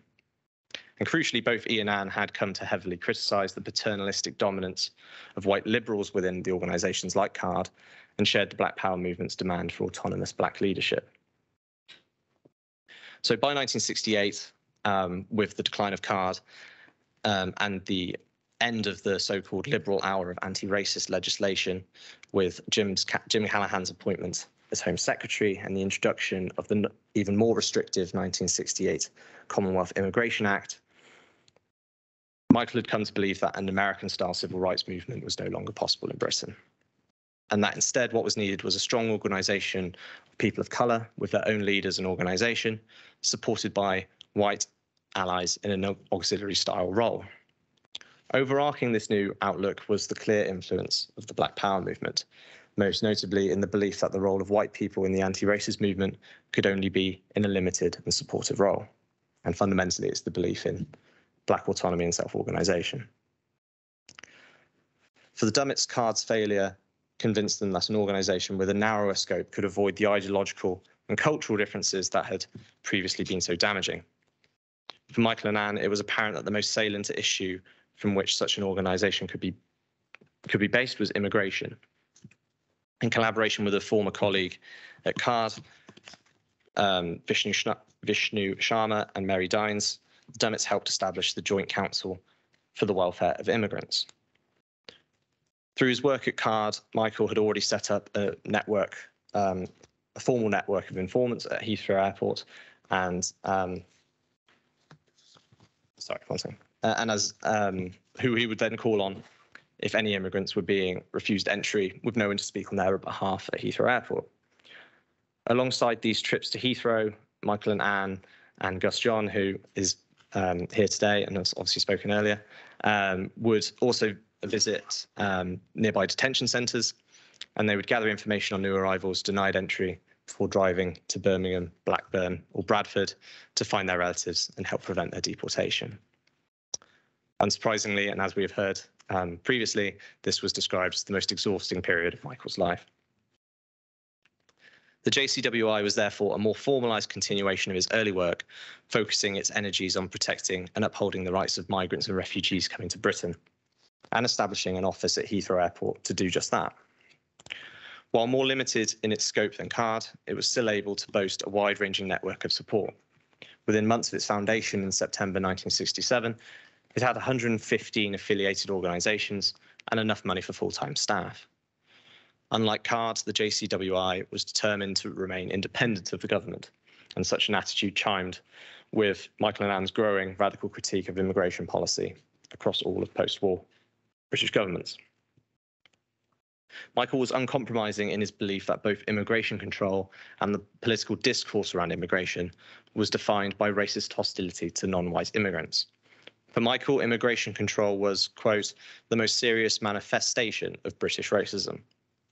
The 1962 Commonwealth Immigrants Act had been specifically designed to limit non-white immigration from the new Commonwealth, but did nothing about white immigration from Ireland, Europe, North America, or Oceania. The 1965 Labour government white paper on immigration was specifically designed to appease growing racist sentiment. By 1968, as Enoch Powell's infamous Rivers of Blood speech earned him nationwide popularity, the Labour government's 1968 Act only further limited the ability of Asian British citizens in East Africa to enter the country. And despite Edward Heath's own condemnation of Enoch Powell in 1968, by the time he was Prime Minister in 1971, he'd introduced a new Immigration Act, which sought to end primary immigration and introduce the concept of partiality. For the Dummetts, this ever-growing state-mandated hostility to immigration was not only racist through its implicit categorisation of non-white immigration as undesirable, but actively made racism worse in Britain. Rather than challenging racist stereotypes, the decision of successive governments to limit immigration simply encouraged them. JCWI's work up to today would be defined by this radical critique, and the organisation itself would prove to be the most significant institutional legacy of the Dummett's anti-racist activity. So the final area that I would like to discuss in this speech was the Southall Inquiry of 1979. As Anne would later reflect, quote, of all the events which have caused a sudden deterioration in race relations, we think that the disturbances in Southall is the gravest. So by 1976, 1 in every 14 babies born in Britain had an immigrant mother. In London, it was 1 in 3, and in some boroughs, Westminster, Kensington and Chelsea, Brent, Haringey and Ealing, the figure rose to 1 in 2. According to Vishnu Sharma, due to its similarly high Asian and Afro-Caribbean population, Southall had always been a town at the forefront of the fight against racism. It held large meetings against the 1962 Commonwealth Act, while the Southall branch of the Indian Workers Association was always considered the most militant, playing a key role both in Card and in the foundation of the JCWI. So when the neo-fascist National Front decided to march through Southall on St. George's Day in 1979, it naturally provoked extreme racial tension. Growing racist and xenophobic attitudes among the white British population since Powell's River of Blood speech was only exacerbated by the economic crises of the mid-1970s. With the amalgamation of various neo-fascist organisations and parties into the National Front in 1967, such sentiments now had a major electoral vehicle to support. By the 1974 general elections, the National Front was able to win over 100,000 votes, with particularly strong performances in the West Midlands and East London. By the 1977 local elections, they were able to win 120,000 votes in Greater London alone. So by the time of the 23rd of April 1979 and that march through Southall, the National Front posed a very real and very violent threat to the Black and Asian communities and prompted an organised protest in response on the streets of Southall. The police, deployed to protect the National Front march, responded violently to the protesters, resulting in the arrest of 300 people, the injury of 40, and the death of the anti-racist activist Blair Peach. When it became clear there would be no public inquiry into the events, particularly around the death of Blair Peach, the National Council for Civil Liberties announced it would lead an independent and unofficial inquiry. By the end of 1979, Michael Dummett was made the inquiry's chairman and was joined by prominent politicians and activists such as Joan Lester and Stuart Hall. The fact that Michael was approached to take on this role was a testament to his reputation amongst anti-racist organisations in Britain. From the beginning, the inquiry faced hostility from both the media and the police. The latter were notoriously uncooperative during the investigation, refusing to answer any questions. Meanwhile, the press frequently dismissed the protesters as extremists. After a year of investigation, the inquiry published a 45,000-word report, and Michael in the inquiry would conclude that the disorder and violence of the day was due to the, quote, misconceived tactics of the police, first in refusing to allow a peaceful protest in the first place, and in their arbitrary and excessive use of arrests and violence against the demonstrators. The report also cited numerous instances of racist abuse from the police towards the protesters. Finally, the report stated that there was a strong reason to believe that Peach had been killed by a police officer. In its criticisms of the police, particularly around the death of Peach, the report once again possessed a radicalism that was rare. While this would prove to be Michael's last major intervention for the cause of anti-racism, his radicalism would be vindicated in the years to come. While Scotland Yard would never pursue disciplinary action against the police officers that day, and a formal inquest would rule Peach's death won by misadventure, in 2010, the previously unpublished Cass report was made public, which acknowledged that Peach was almost certainly killed by one of 6 police officers. So a few closing comments. In a 2006 interview, Michael said, quote, "I've always thought that intellectuals, if they see a possibility of making a practical difference, they have a duty to try and do so." It was a belief he lived by fully. No other British philosopher has played such an influential or long-lasting role in Britain's public life since Bertrand Russell. And perhaps no other had done so with quite the same level of practical commitment or personal sacrifice. In all this, he was supported by Anne, who undertook her own equally important and long-lasting commitment to the cause of anti-racism and continued her work long after Michael had returned his focus to academia, as Daniel mentioned, of course, with groups such as the Runnymede Trust. So in this speech, I've sought to place this anti-racist commitment and activism within the broader context of modern British history and the history of anti-racism. Within this context, Michael and Anne Dummett's commitment to racial equality and social justice more widely was uniquely radical and also uniquely practical. Unlike the popular stereotypes of the white liberal, well-meaning but ineffectual, the Dummetts were radical in both the level of their personal dedication, but also in their willingness to critique British self-delusions around racism, to condemn the opportunistic race baiting of politicians, and to see the cause of anti-racism as based on the direct empowerment of people of colour in their own organisations. As modern Britain continues to grapple with the legacies of colonialism, the continuing existence of racism in society, as well as a hostile immigration system, the Dummett's activism acts as a model for future allyship. From the Black Lives Matter movement to the more recent fights for the rights of refugees, there remains a struggle for racial justice in Britain. And what we can see in the life and work of Michael and Anne is a guide on how best to support such movements in a way that is meaningful, radical, and empowers the people who lead them. Thank you very much.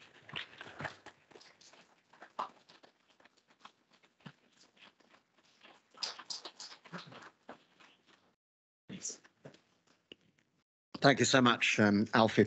And now, before tea time, we move to our second keynote speech, which is delivered by Professor Robert Bernasconi, who's Professor of Philosophy and African American Studies at Penn State, Pennsylvania. Robert was very interested in the way in which Michael's incisive thinking affected his view on race and racism, perhaps to create some early sense of critical race theory. Robert is going to be collecting his essays in a book, which will be published shortly by Oxford University Press, on the critical philosophy of race. So he's a particularly appropriate speaker to come here today, and we're very grateful for him coming all this way. Thank you, Robert.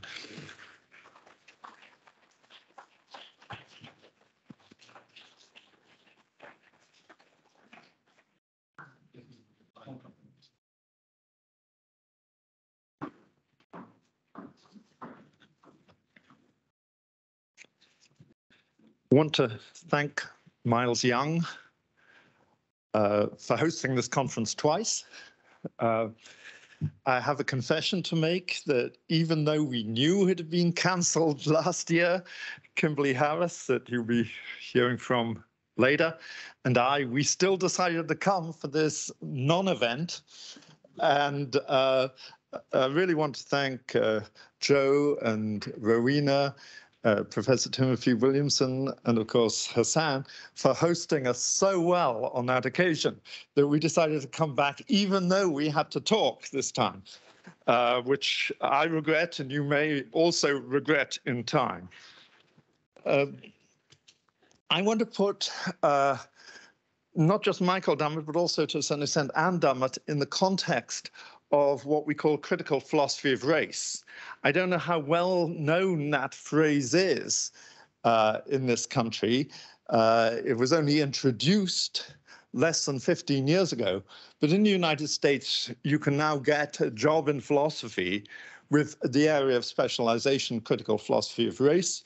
I don't know if that's true in Britain. If it isn't, I hope it will be so soon. I'm going to try and keep this brief because I know you've been promised tea at 4:30.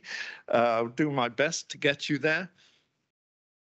And my claim is going to be, yes, that Michael and Anne Dummett, and certainly I want to include Anne Dummett in this, were critical philosophers of race avant la lettre. But more importantly, I want to suggest that there are aspects of their work which are still valuable for those of us doing critical philosophy of race. In other words, we can learn from them still, even though they did not understand what they were doing in precisely those terms. Just two very brief indications initially as to how Michael Dummett's work fits in with what we call critical philosophy of race today. He insisted that the failure of white British people to listen and learn from those who experienced racism did not render them innocent. And he coined the phrase chosen ignorance to talk about that phenomenon. Today, critical philosophers of race talk about willful ignorance, but it's essentially the same concept. And it's one that those of you who know Charles Mills's important book, The Racial Contract, which came out in 1997, will have seen he already spoke in these terms. And it was not until 2007 that he coined the phrase white ignorance. So in that way, you can see how, if people had been more attentive to Michael Dummett's work, we might have got there quicker. Obviously, too, one has to acknowledge the importance of his book on immigration and refugees, which came out 21 years ago. He was not the first philosopher to write about immigration by any means, but because of his stature in the field, he helped make the area of the philosophy of immigration an important area where there are now specialists too in that field, even though it took some time again for that to catch on. But perhaps the most striking way in which Michael Dummett's work anticipated current concerns in critical philosophy of race came in the preface to his 1973 book, Frege, Philosophy of Language, where, as everybody knows, he called out Frege for his anti-Semitism. Michael Dummett wrote, "I had revered Frege as an absolutely rational man, if perhaps not a very likable one. From it, I learned something about human beings which I should be sorry not to know." Now, what was striking to me, I was in my first year of graduate study when this book came out, and I paid my £10 to Duckworth to get it. What struck us at that time was how Michael Dummett thought this was relevant for a philosopher working on another philosopher. That philosopher's racism. Of course, in those days, we already knew about the racism of John Locke and David Hume, of Emmanuel Kant, Fichte, Hegel, Heidegger, and so on. But we were of a mind that this was not in some ways relevant, even though their racism was extreme by the standards of their time. So that struck us and stayed with us. But the aspect of it that I want to focus on today is not that so much as his recognition that reason does not protect one from prejudice. That is the idea that pervades all his work on racial issues. The idea that racism is not the preserve of the uneducated and the ill-informed. That idea is a prejudice that must be combated along with combating racism itself.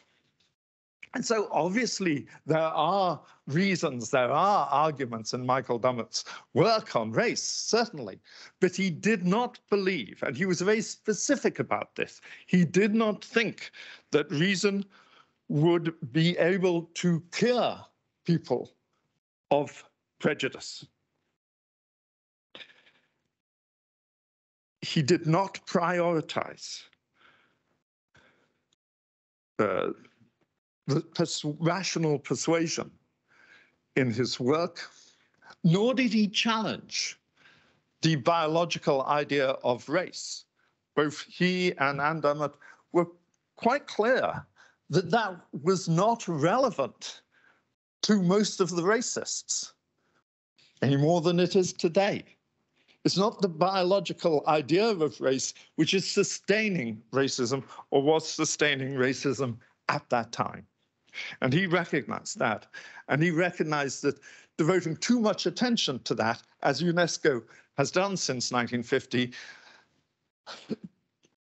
diverts us from the real issues that we have to address. Now, almost all of his work on race is occasioned. It arose out of his activism. It arose out of the debates and arguments that were happening at that time in Britain. And so he used his immense rhetorical and hermeneutical skills to make incisive interventions into ongoing debates in this country. And if we want to learn from the way in which he managed to make visible concealed forms of racism, we have to remember, and that's why we're grateful for the last speaker, Alfie, talking about the historical context. We have to put that work into its context, just as when we write about racism today, we must always do so alert to very concrete situations and not simply try to address these issues in the abstract. I fear, as editor of a journal called Critical Philosophy of Race, a number of philosophers seem to think that all you have to do is take your article attacking sexism, get the computer racism in place of the word sexism, and submit it to Kimberly and me, and it will get published. No. These are concrete issues. And the great power of, and this is why I think Anne Dummett's work was so important, particularly her 1973 book, A Portrait of English Racism, is that she combines these very personal stories with a theoretical framework. She was one of the first to introduce the phrase institutional racism into Britain. She has a whole chapter on it, and it's a rich and subtle consideration of what goes under that title. As we heard, it was only in 1966 that Stokely Carmichael and Charles V. Hamilton, in their book Black Power, introduced that phrase. But we can already find in Michael Dummett's work at that time, if not the phrase, the idea. Now, if you're going to do concrete work in which addressing issues of racism philosophically in ways that might actually have an impact on the world, you have to begin with a diagnosis of the situation. And so much of their work is giving that diagnosis.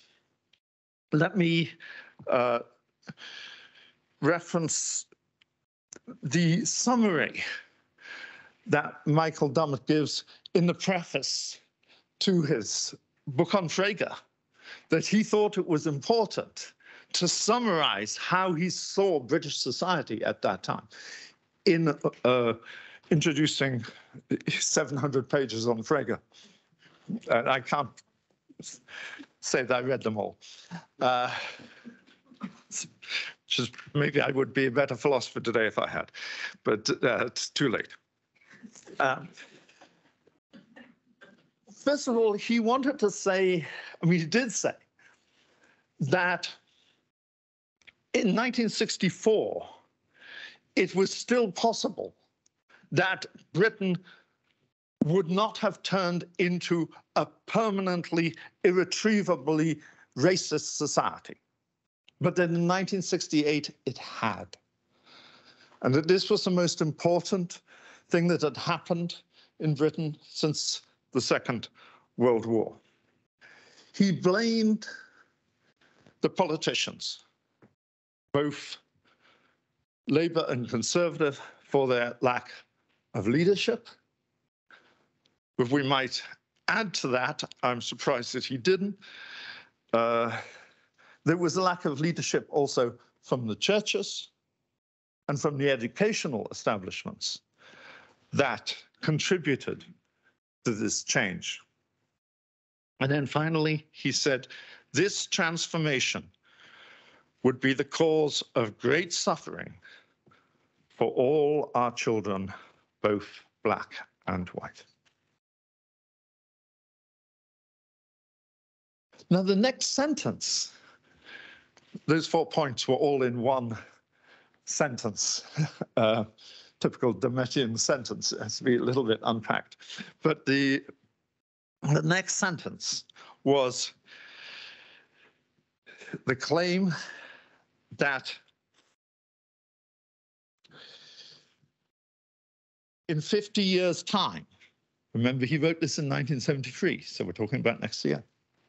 We published it in 1973, possibly he wrote it earlier, but he said in 50 years' time, that analysis would be accepted by all as the merest platitude. Well, possibly by some of us here. But if you've read the 2021 Commission on Race and Ethnic Disparities, which came out in March the 31st last year, you get a different picture. So it seems that these issues are still controversial. And that's, again, why it's important to go back to see the work that they did, because even though there were strong responses against that commission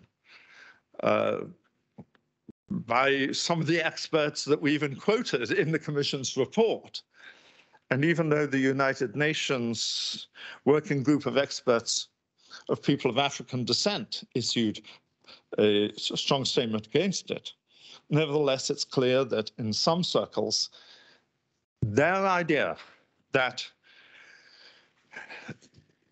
first of all, the change in racial attitudes that had taken place in previous years were highly significant and allowed for a more optimistic view about Britain's racial status. They argued, incidentally, that the fact that you could state openly that there had been issues of racism shows how much progress we'd made, and that the fact that there were more statements today saying that there was racism taking place in British society was proof that the racial situation had got better. I don't think it actually constitutes proof. I may not be the best philosopher in the world because I didn't finish the book, but I still think that that doesn't follow. And secondly, the report not only launched an attack against the phrase white privilege, it attempted to discount institutional racism, structural racism, and systemic racism. And it did so on the grounds that if you try to identify disparities on how people are treated, and try to say that those are simply down to racial grounds and cannot be explained in any other way, then those terms have no use. In other words, they hadn't quite heard of intersectionality. They hadn't quite reflected, as the Dummetts had done, on how you go about demonstrating institutional racism. They hadn't reflected on the limits of statistical analysis and on trying to provide accounts of causes. So Anne Dummett had a lot to say, as I say, about institutional racism. And Michael Dummett did too already in 1968, talking about how racialism is permanently woven into the fabric of British society, permanently.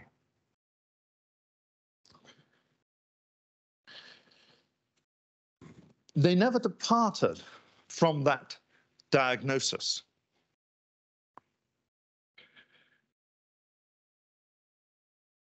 They felt in 1968 a sense of failure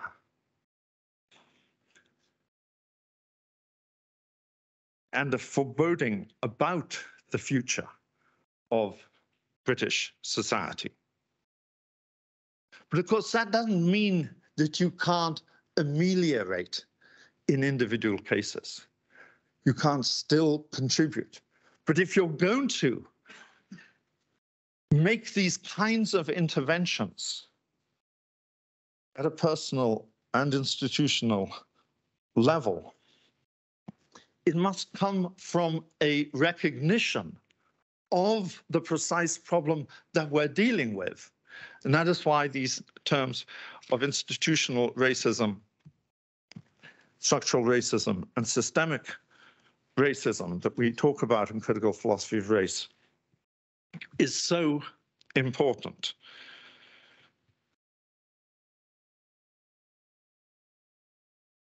The legacy of Michael and Anne Dummett is the rejection of any attempt to appease racists or anybody who asserts or is indifferent to racist attitudes. That's how they counted 90% of the population of Britain in the 1960s as racists on the grounds of an indifference. If you're not anti-racist, you are, in effect, a racist for them. As Michael Dummett said, if you appease racism, you cannot also oppose racism. He was talking about it primarily in the context of controls on immigration, but it goes much further than that. It goes further to the issues not just of the politics of immigration, not just about admissions policies, but also very much about what we teach in our philosophy classes, which philosophers we teach in our philosophy classes, and how we introduce them to our students, what we normalize by ignoring the racism or sexism of the philosophers that we address in our classes.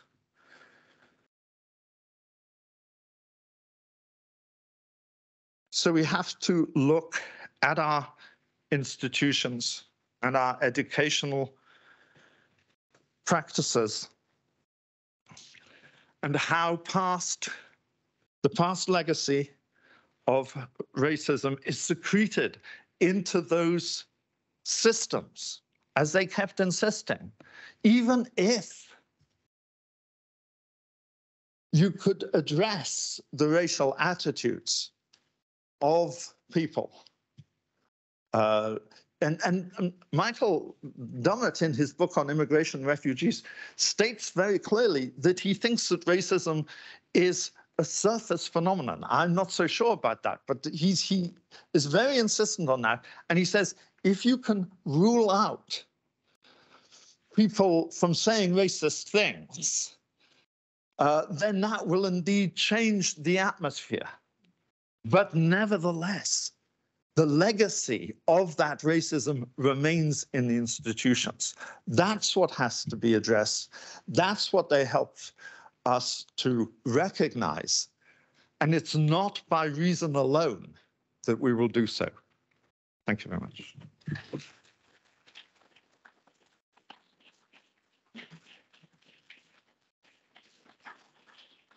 Thank you. Thank you so much, Robert. Well, there now is a tea break, so please will you go downstairs where tea awaits you, and we will resume at around 5 o'clock. Thank you. I would like to introduce the panel. First of all, on the left of our screen, Dr. Ian Patel, who's Assistant Professor of Sociology and Social Research at Birkbeck College, and who wrote, in my view, a stunning book called We're Here Because You Were There, Immigration and the End of Empire. And he's going to be giving us what I would describe as a political sociological perspective on the sorts of historical events which Alfie described, and also talk a little bit about Anne's views on nationality and nationality law. Then we have on the right of the table Dr. Kimberly Ann Harris, who's Assistant Professor in the Corcoran Department of Philosophy at the University of Virginia, Charlottesville. She also probably was the first academic to use the Dummett archive in UPenn to write an academic article. So in that sense, you're very, very apposite as a choice for our panel. And then on the right of our screen, we have Professor Kwame Anthony Appiah, Professor of Philosophy and Law at New York University.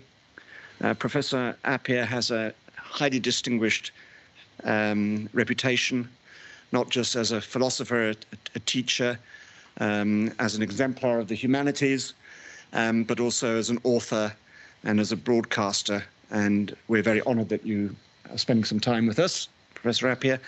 And finally, Dr. Anat Matar, who was a pupil of Michael Dummett, who has written about him, who teaches at the University of Tel Aviv in Israel, and who has been, like Michael herself, a very strong activist.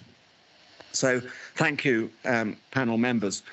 I'm going to start off with Ian and ask you to talk to us a little bit about that context in British post-colonial history which drove the Dummett's anti-racism and the need for it, and perhaps to talk a little bit about what was driving policymakers at the time into policies that were clearly unpleasant, and how you think those policies were drawn up. And then I'm going to ask you a little bit about nationality law. Ian. Thank you very much, Miles. Well, I'd like to continue the contextualization of the Dummets historically. And the way I'd like to do this is by drawing a distinction between the international and the domestic. Because I think that makes for a very interesting interplay with the Dummets, the international and then the domestic. It's clear that the Dummets belong to a generation of British people that more than any other lived through the end of empire and directly experienced the loss of British imperial power in the world. Michael and Anne were highly exposed to the international politics and events of their time. And this international context framed their political sensibilities. So in their generation, many of Britain's intellectual and political class had direct experience of the Second World War. And this could have taken them to North Africa or India or Burma. And many in this generation, including some prominent British historians, also subsequently served in colonial destinations, such as Malaya, Rhodesia, and Kenya. And this, of course, applied to Michael Dummett, and it also applied to Enoch Powell, of course, who was born a few years before Michael. We heard earlier that Michael was in Malaya on the eve of the British counterinsurgency there. He was also in Ghana in 1958, as we heard from Professor Abraham earlier, just after Ghanaian independence. And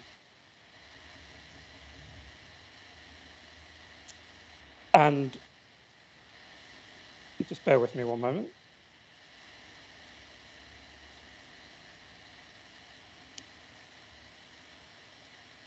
They were, of course, also in America in the 1950s and returned to California in 1964, the same year as the Civil Rights Act was passed, a landmark in the American civil rights movement. So both Michael and Anne were highly attuned to the shift in global values wrought by decolonization. When Michael wrote of what he termed the myth of white superiority in his intellectual biography, he was echoing the 1963 UN Declaration on the Elimination of All Forms of Racial Discrimination, which had asserted that, quote, any doctrine of racial differentiation or superiority is scientifically false. Michael and Anne were in their 30s during the 1960s, and it was this decade that they entered public life and their political activism matured. This formative period for them personally coincided with the high watermark for decolonization. In an interview with The Guardian, Anne remembered that her anti-racist efforts were galvanized when the South African ambassador to the UK decided to visit Oxford, and this put her in step with international trends. After the 1960 Sharpeville massacre in South Africa, international condemnation of South African apartheid became overwhelming. The UN Security Council adopted its first resolution on apartheid just a few months after the Sharpeville shootings. Then in 1965, the UN Convention banning racial discrimination was passed. So the Dummetts were forged by their international experiences and paid close attention to the rise of international racial equality. And rather than react against these trends, like some of their peers, they embraced them. There was a shift in global values wrought by decolonization, and the Dummetts, it seems, wished to be on the right side of it. So they were, in a sense, in step internationally with this global shift in values, but domestically they were out of step. They were out of step with the bipartisan consensus in Britain that non-white British nationals should not be allowed to retain their legal right to migrate to the UK. And as we heard earlier, it was British immigration laws that the Dummetts were most active in resisting. So both Conservative and Labour governments passed immigration laws targeting non-white British nationals in 1962, 1968 and 1971. And the 68 law, which Alfie talks about earlier, the 1968 Commonwealth Immigrants Act, was eventually ruled to be racially discriminatory by the European Court of Human Rights. So these immigration laws were targeting the rights of entry and residence provided for in Britain's own Nationality Act in 1948. So in other words, you have this very irregular process of British immigration law contradicting British nationality law. And these immigration laws controlled the entry of certain British nationals, but not all. The first of these laws, the 62 Commonwealth Immigrants Act, was extraordinary in the sense that it was an immigration law targeting Britain's own citizens. We now can look at the declassified cabinet papers that reveal that the Home Secretary at the time said of the 1962 Act, quote, its restrictive effect is intended to and would in fact operate on coloured people almost exclusively.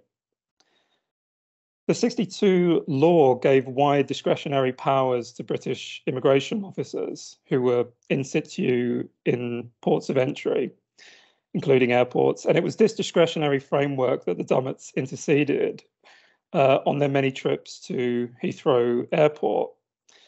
As Michael wrote years later, people arrived at Heathrow from the Caribbean or the Indian subcontinent and were summarily put back on the next returning plane if the immigration officer refused them entry. In 1967, the Times reported that Michael had, quote, for 8 months been helping Pakistanis in danger of being abruptly returned to their own country from London airport. So he helped by going to the airport, informally raising complaints with the immigration officers on the scene and liaising with contacts at the Home Office. So the Dummets, in other words, did not share the widespread concern among British politicians and media on the question of race and immigration. They believed in what they termed a strong, united British civil rights movement. As Anne once put it in the Times, debased citizenship affects everyone. It is a constitutional issue, she wrote. It should not be just a question of whom to keep out. Now, I think that this makes the Dummets highly unusual, and we have to sort of take a moment to remember what the atmosphere around race was in the 1960s. So to say it was a source of concern domestically is putting it mildly. The British historian Arnold Toynbee went so far as to ask if a race war was shaping up globally. In the New York Times magazine in 1963, the Times wrote a series of articles about Britain's dark million in 1965 as the number of non-white people in the UK tipped 1 million. And opinion polling suggests that over 70% of the British public wanted further immigration controls. The Commonwealth Office wrote to government colleagues in 1967 with their opinion that race was likely to be, quote, the most explosive problem in the world over the next half century. But the Dummets didn't see it this way. As they wrote in a co-authored article, it was a plain fact that Britain was a multiracial society as early as 1965. It did not matter, as they put it, that 90% of English people are racialist. So just to conclude by saying that while they sort of directly resisted British policy in the 60s, they also tried to participate in efforts to reform British policy on race by the Labour Party in the 1960s, although this left them disillusioned quickly. So as we heard earlier, British policy in the 60s used the term race relations. This was Britain's answer to American civil rights. And the Labour government passed Race Relations Acts in 65 and 68. But these, it's clear now, were a rather lackluster attempt to keep pace with a changing world. Britain's leading scholar on discrimination law, Sandra Fredman, who's also at Oxford, recently called these Race Relations Acts weak and ultimately ineffective. But Anne became involved in the architecture of the 65 Race Relations Act when she became something called a community liaison officer in 1966. But she quickly resigned this post a couple of years later in response to the Labour government's passing of the blatantly discriminatory 68 Commonwealth Immigrants Act. In their joint article, Anne and Michael wrote that the 68 Commonwealth Immigrants Act was, quote, a total and almost instant capitulation to Enoch Powell. They called it so tragic a disillusionment of the promise of Labour reform. So I was sort of introduced to Anne's work by reading her book, Subjects, Citizens, Aliens and Others. And anybody working on post-war migration will know of that book. It's a terrific and seminal account. And the more that I've read of both of their work, including Anne's work in a different vein, it's clear that they approached that question of immigration from a position of humanity, as well as diagnosing an aspect of law or policy. And I suppose it comes back to the questions of dignity that were raised earlier today. They tended to set their criticism against the question, imagine this was happening to you. So I think in closing then, we can see that the Dummets were, given the position they were in, very, very unusual, and this commitment to civil rights put them on a collision course with British immigration laws in the 1960s. Thank you, Ian. Thank you, Ian. Do you want to comment at all on Anne's later writings on nationality law? Because she developed really into something like a almost professional lawyer at a later stage in her career. Yes, I mean, it's very interesting that she, the way that her work developed. And it's interesting that as a non-lawyer, she was brought more and more towards the law. And I suspect this was simply because she, you know, as we've sort of heard today, this commitment to anti-racism, and particularly because they were in the context of the 60s, put them directly against British immigration laws. And the only way of really unpacking those particular immigration laws in 62, 68, and 71 is to really understand that even though they were called immigration laws, they were actually targeting British nationals themselves. So this is a sort of highly unusual and specific context, and I can just imagine that Anne, you know, wanted to understand the wider architecture of British nationality law, which is clearly what she did. And so you have in her work this sort of division between works based on lived experience, Portrait of English Racism, for example, and then this ever-growing body of work on British nationality law and British immigration law, culminating in the co-authored book with Andrew Nichol. And, you know, and she follows this into the 1980s as well. So one thing I would just sort of end on is to say that Anne saw through the entire range of post-war nationality and immigration law, ending in 1981. Now, what's curious about 1981 and the British Nationality Act of that year is that it was the first time that British citizen was codified in law. And it was the first time that British nationality was actually codified around the territories of the British Isles. So prior to that, British nationality was non-national, it was imperial, and it was built around the colonies, independent Commonwealth states, and the British Isles. So really, she's sort of followed post-war imperial citizenship all the way to this belated decolonization of British nationality law in 1981. But I'd like to know more about, you know, how she negotiated this relationship she had with the law. But it certainly makes for an interesting evolution in her work. Thank you, Ian. So moving to Kimberly now.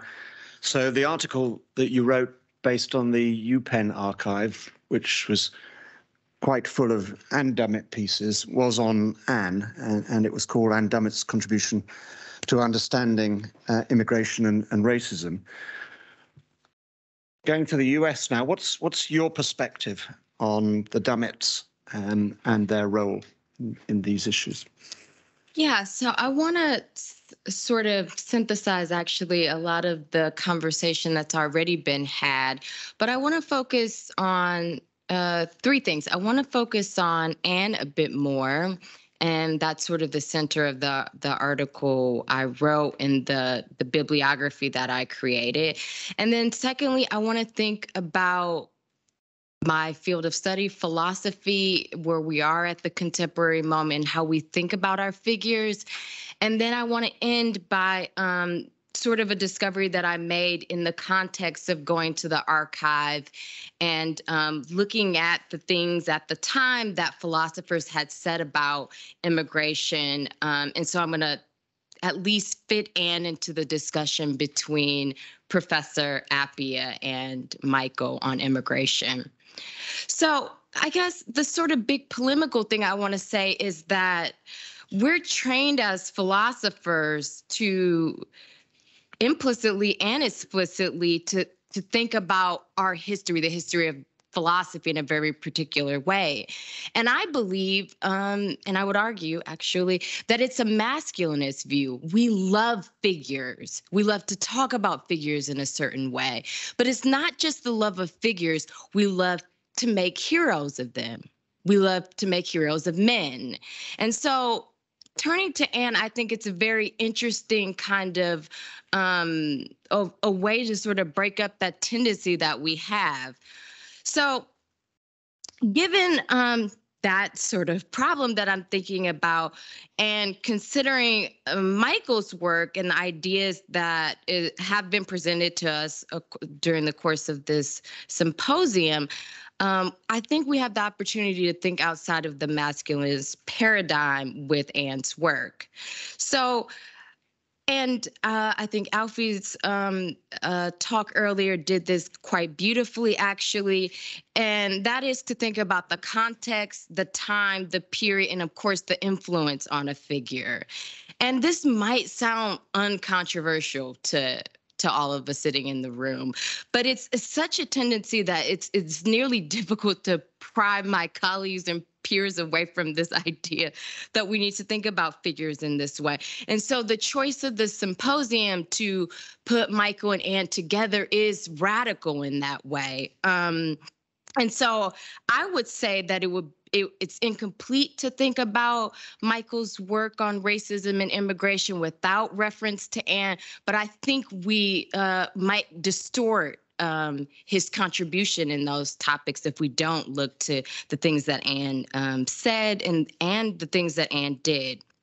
Because I believe that Anne played a central role in Michael's activism. And at a number of places, he tells us this. And these are some quotes that have been referenced earlier today, but I do want to emphasize them in the context of what I'm saying. And Michael's remark that Anne's book on British racism, A Portrait of British Racism, would be the book that he would have written. But he goes further than that. He said on a number of occasions that he thinks Anne is better at identifying the problem of racism. And that's been discussed already before, and that she sort of turned her attention to institutional racism. And so I really want to emphasize that.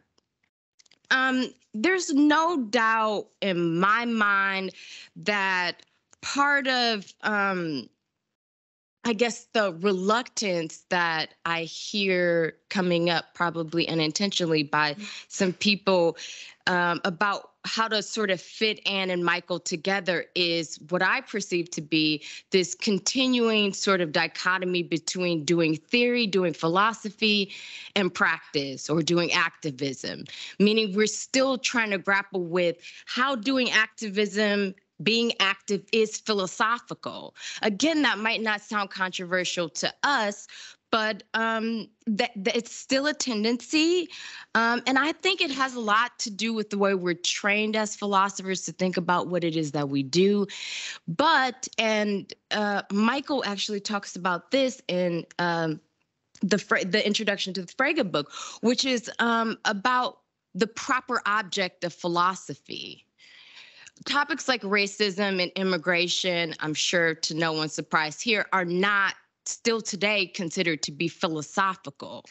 They're not philosophical problems. They're problems sociologists should deal with, social and political philosophers. If we do ever sort of relay the problem to anyone, it's thought to be sort of localized to these kinds of academics.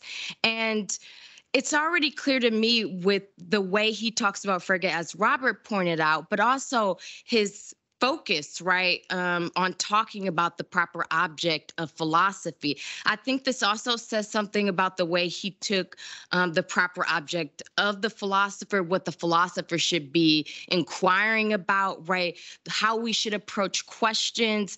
All of these things are connected in that way. And so the story about Michael's concern about him having ruined his philosophical career, I think is actually very telling. Because you might have been wondering, and I was wondering, so I'm going to speculate in some ways, well, what was the worry there? What was he worried about, right? And there's two sort of issues at hand. There's in one sense in which, right, he works for a university, and professors know we have very tangible tasks to do. We have to teach the students, we have to show up to faculty meetings, so on and so forth. But there's this other sense which I hear in the worry about him having ruined his philosophical career, which is that focusing on too much activism would have made him illegitimate as a philosopher. And that is in part why he sort of turns and says Anne was better at identifying racism, but he's saying a number of other things. He's also saying it seems that his wife had a little bit more freedom given his profession to attack racism, to be anti-racist. But she also, intellectually speaking, was more committed, right? Because he does sort of go back after a number of years after he sort of realizes that he not destroyed his philosophical career. To teaching and to being an academic primarily, right? And so I want to say something about Anne's archive because I looked at the archive. This was in 2000 I guess it was 2014.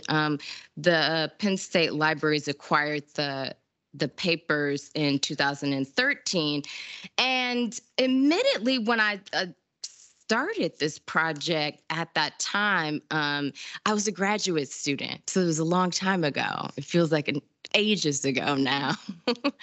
But I'm trying to remember the conversation I had with Robert, because I was his research assistant at the time, and I think he just sort of gave me a challenge. He said, oh, we have these papers, and at the time he was working on Michael's work on racism, and he said, oh, you can go and look at Anne's things. Let me know what you find. And so that's where all this sort of came from. So, I like a challenge, so I came back with something, right? And what I came back with, I find to be very interesting.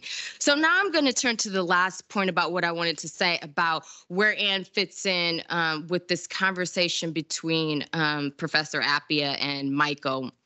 So Professor Appia is actually one of, I'm not sure if this is true, but perhaps the first philosopher to take Dummett's ideas on immigration seriously, at least seriously enough to write about them. And I'm talking about the essay Immigrants and Refugees, Individualism and the Moral Status of Strangers. And so Michael does write a reply. And so what's interesting about Appia in some ways is that both Appia and Michael provide a platform on which I think Anne's ideas can become a bit clearer. So Appia commends Michael's courage in taking these issues up, but he does express a worry, and that worry is about Michael Dummett's discussion of national membership. Appia seems to be bothered by Michael's seeming sympathy in prioritizing interests of natives of a country over immigrants, or what natives desire to make a given territory, quote, feel like home. And I'm quoting Professor Appia here. He says, Michael concedes too much to the defenders of the significance of the comforts of home. And so in Michael's reply to Appia, he continues to insist that nations have a right to be self-determined, and elsewhere he even promotes patriotic sentiments, concluding that, quote, people need to be proud of their country. So by contrast, and this is where I see Anne fitting in, is that she also wanted to shift the attention away from the focus on the national home country, right? This idea that we should be focusing on the removal of the hatred of the presence of immigrants, because it frequently aroused the need for them to feel comfortable in their new surroundings. So in a sense, I think Anne agrees with Professor Appia. And so in this respect, my conclusion about that agreement is that Anne was a lot clearer in her book on British racism about how to eliminate racism than Michael was. And I think that also has a lot to do with what Michael pointed out to be her freedom in being able to be an activist and her commitment to the process. And so that's where I will end my remarks there. Thank you. Thank you very much.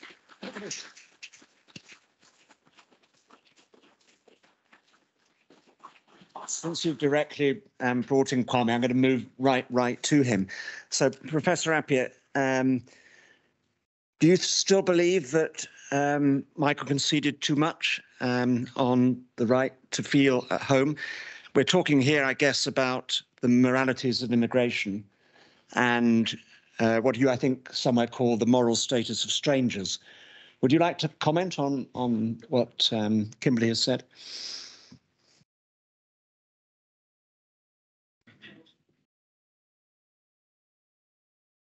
We can't hear you. Just 1 second.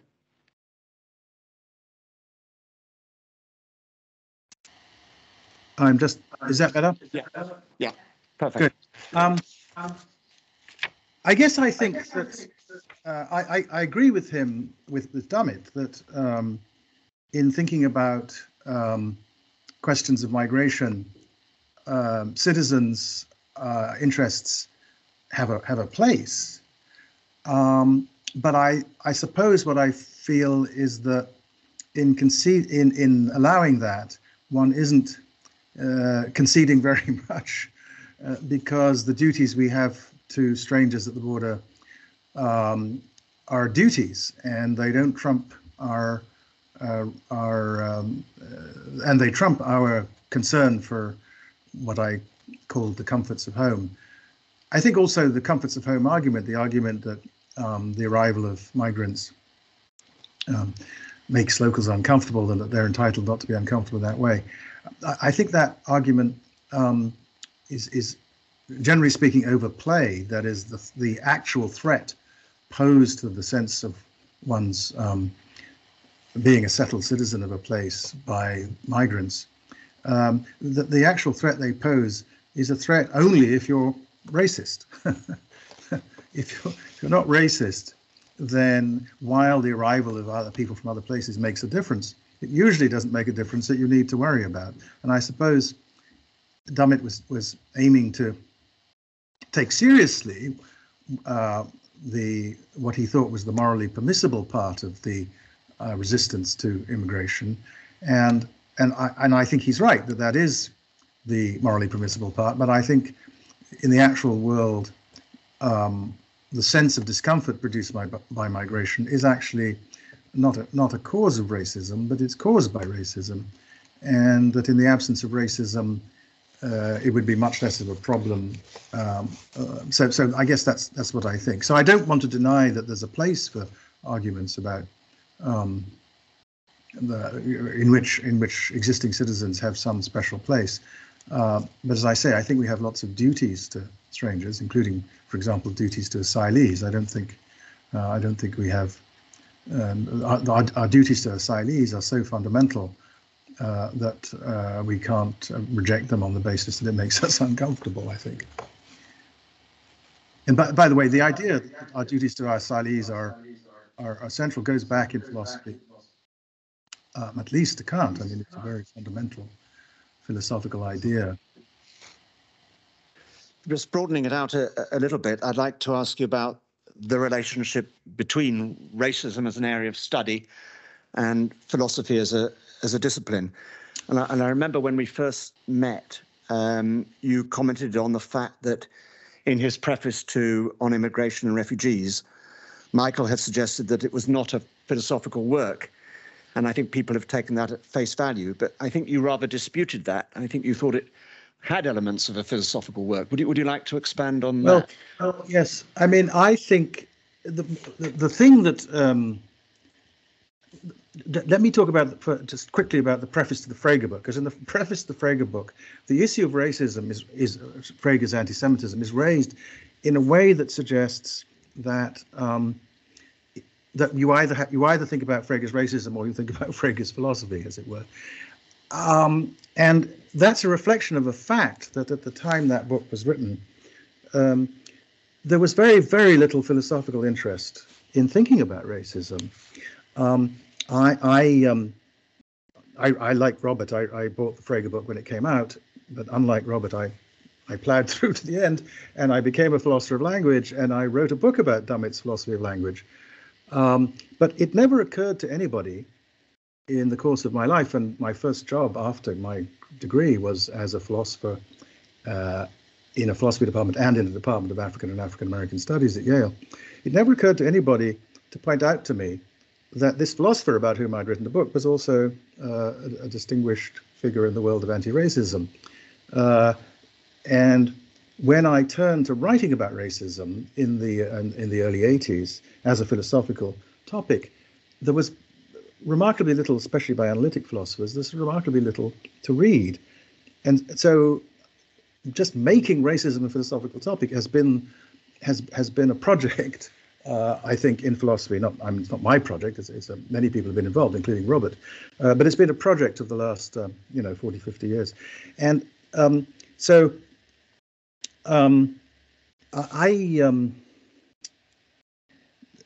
sort of feel that what you see in the immigration book, which is him bringing his philosophical chops to thinking about these questions, is the thing that analytic philosophy sort of wasn't recognizing, which is that we do have tools for thinking about these questions that are powerful tools and that make the situation clearer. But there's another important thing about that book, which I think, as was just suggested, may be owed as much as anything else to his work with his wife, which is that it locates, as Robert said, the problems in a historical context, in the context of a particular society and its particular history. And again, that's very unlike a lot of work in analytic philosophy at that point. It pretty clearly became clear to me as I started to think about race and racism as philosophical topics, that you couldn't think about those things except in the context of historical inquiry, except in the context of thinking about empire and the slave trade and so on. That it's only against the background of those things that you could properly focus on what the philosophically important questions were.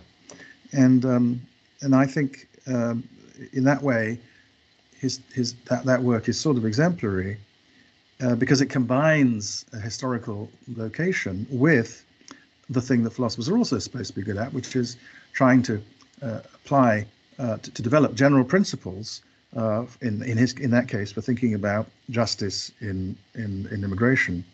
So, but I think it's an interesting feature of the state of analytic philosophy in the mid 20th century that Dummett didn't really see this work as centrally philosophical in a way that I think it obviously is once you pay attention to seeing how he thinks. He's thinking as a philosopher about these questions, but in a better way than many philosophers have thought about many moral questions in that tradition, because he has this sense of the historical and social locatedness of the question.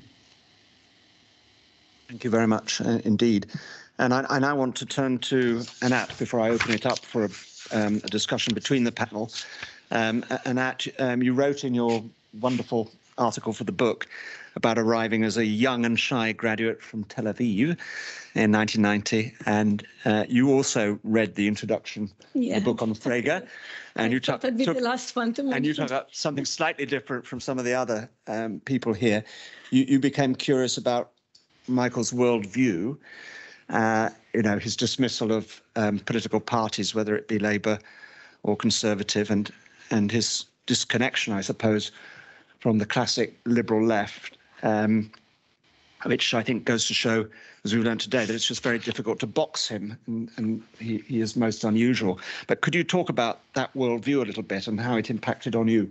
Yeah, so I will start by that preface, because I started reading Michael because someone recommended me to read, and I started with Truth, which was mentioned already, from 59, and then other articles, and I was struck because it was something I've never read, anything like that. Such an invigorating philosophy, and very challenging, not easy, and I love challenges like you, and it was an invitation. So I started reading a lot, and then I reached the Frege book, and me too, I read it to the end, but I read it first from the preface onwards, and then there was this account about his activism. I mean, in the first pages, about his activism and why he stopped, and we've discussed that, so I can skip that, but then the revelation about Frege.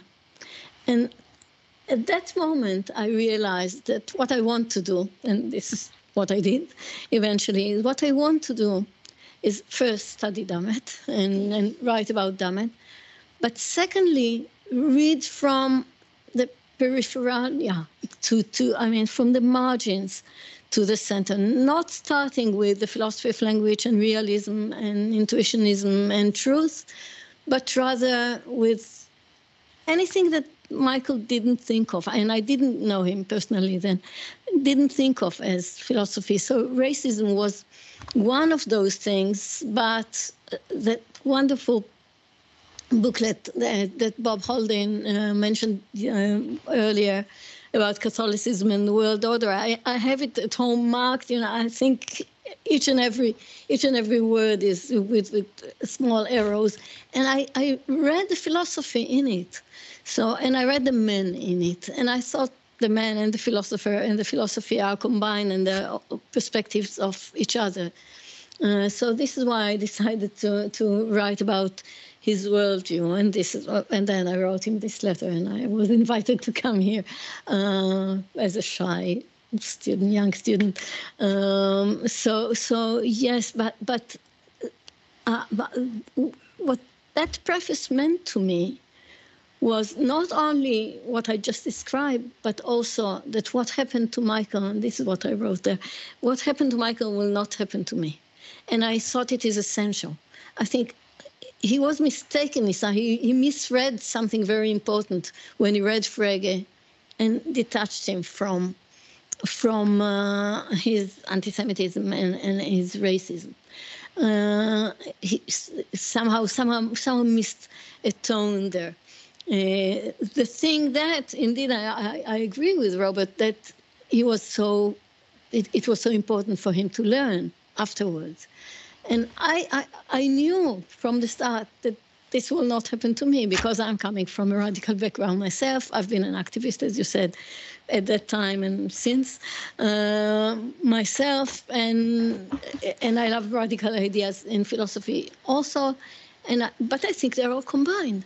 I think that there's something there that I think to this very day, I can only name 5 philosophers, I won't even mention them, but 5 philosophers who are so committed to thinking otherwise, but not just in order to think otherwise, but in order to break out of the common sensual, break out of what's pleasant. It doesn't want to appease. Dummett doesn't want an end to. I mean, they don't want to appease anyone. And you see that in his philosophy, and you see that in their activism, and you see that in their writings about racism. So that's very important for me. Shall I go on with it? Just another minute or two, yeah. Okay, because I brought a long list of quotes. This is what I prepared. It's a long list of quotes from Anne and the others from Dummett. So maybe I'll just give several examples, but before that, just 1 minute to close. The first thing, my own contribution to the same volume, the Library of Living Philosophers, is entitled Radically Different, on Dummett's metaphilosophy. And I started by positioning Michael as radically different because I think he's difficult to read by any traditional philosopher in any kind. I mean, because he writes dialectics, he writes without even knowing, like in Molière's, you know. But he writes Hegelians, he writes dialectics, he inserts political insights without even acknowledging that into the dry and standard analytical style. And this is why he's still, I think, until today, he's not as much read as he should have been, because it's very difficult, because analytic philosophers don't know how to read that. And on the other hand, continental philosophers who are accustomed to that, I mean, they know their Hegel, and Fichte, but they don't know how to read that kind of logical stuff. So, and I think this radically different position is what makes him so unique. And I think it, you know, you can see it reflects in everything that he wrote. So I'll maybe skip that. Thank you very much indeed. Thank you. Let's now have some questions. Joe has a microphone, I think, and I can see a question of 1 and 2, Tim, and 3. Yeah, 1, yes. So I'm Elizabeth Fraser from New College. This has been incredibly enlightening and puzzling in sort of equal parts, and I was puzzled when I came in, and I just want to mention 3 puzzles that I think aren't resolved for me by the discussion we've had this afternoon. And some of them are to do with the dates that Michael and Anne died and things that have happened in the period since. The first of those is Brexit. They were both vehemently opposed to the European Union, which I think both of them understood in the left exit position before Brexit became a real thing, of course, as a racist project from the outset, and it was going to be about the barriers around Europe. And I really wonder what they would have made of 2016 and the subsequent events. And that's puzzle number 1, and I honestly still don't know how to speculate about it. The other one is the limits of authority for Michael Dummett. So I can understand the proposition that one can, as it were, decide to accept an authority, but we run up against the limits of it. The sexual abuse within the Catholic Church was well underway in the 90s. We already had Boston. And in the period since, of course, the continents are tumbling one by one, and what's being brought to light is just getting worse and worse. And I honestly don't know what Michael or Anne really would have said about any of that. And the other interesting thing is that nobody has mentioned this afternoon the other sort of great thinker about race of our time. He was younger, only a bit younger, 5 or 6 years younger than Michael, and that's Stuart Hall, whose conviction that to speak about race requires one to speak about ontology and epistemology and metaphysics and ethics, and so it just cannot be a sort of philosophy-free enterprise was so dominant in my education, albeit I had an education here at Oxford, and I never really ever managed to talk to Michael about it, partly because I wasn't a smoker, and I really wish that my friend Nikki Lacey were here, because she was a smoker and she spent a lot of time sitting with Michael in the smoking room, as it was then, of the SCR, and it might be that she's very sorry that she can't be here.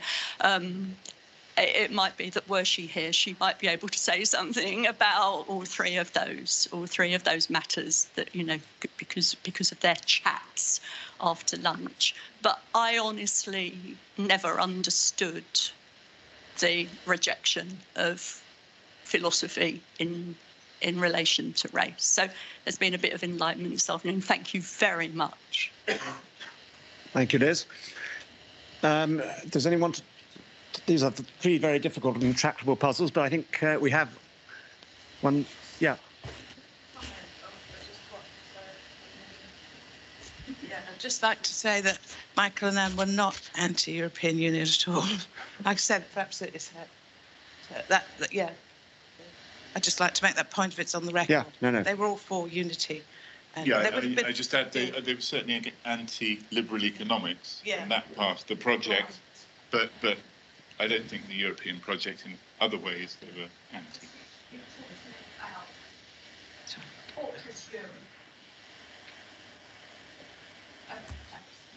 Well, Fortress Europe could be bigger than the EU, I guess. Are there any comments on the Stuart Hall point? To that, because we did speak about that, and I remember the Fortress Europe, but also like Susie and Paul, both of them, I remember.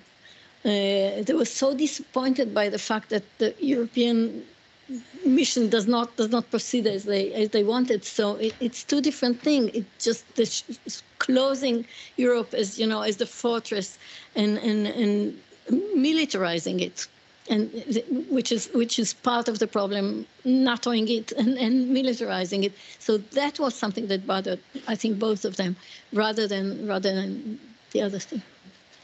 Okay. Does anyone want to pick up any of the other points? I think the second point is probably open to debate. The third point on Stuart Hall, anyone? Mm-hmm. No. And then I saw Adrian, I think. Yes. Gus. Gus. Yes, thank you. I'm chasing a train, so I just want to. But first of all, thanks to all the presenters for today. It's been stimulating and distressing in a number of ways. I just want to say a number of things. First of all, there's very little concentration in the writing of Michael and Anne about the supremacy of what I call the legacy of empire in determining the British attitudes to race, both at governmental level and at the level of civil society, let's say. And I think that's absolutely critical, because as an educationalist, I have always wondered what it might have been like if the British government or governments over a period of time, starting even before Harold Wilson, were to have taken the view that the legacy of empire and the relationship between imperialism and race demanded that a lead be given in terms of what the purpose and function of education and schooling should be in a post-imperial state like Britain. Because I believe all kinds of things flow from that, in terms of epistemology, in terms of policy making, lawmaking, and indeed the messages that are being sent out to the population. One of the reasons I feel that we have such contentions between the police and black people in this society, for example, leading to the number of police killings that go unpunished year after year. Some people call them deaths in custody. That's a very sanitized way of describing police killings. One of the reasons why that happens, is because on a spectrum, so to speak, the governments and the policies are at one end, and the beliefs and practices of the far right, these neo-fascists and Britain First and so on and so forth are at the other end, and they oscillate. This is why, as someone was saying, after Enoch Powell, the government, even with Harold Wilson and that lot, and then with Ted Heath, continued to implement the very kind of policies that Powell would have approved of. And then in the middle of all of that, you had what Michael decried, which is the idea that you can actually turn people away from racism by giving them some kind of a alternative knowledge. And the whole industry grew up called Racism Awareness Training, or RAT, as we called it, right? Its new manifestation, its new incarnation is unconscious bias training, which is another industry.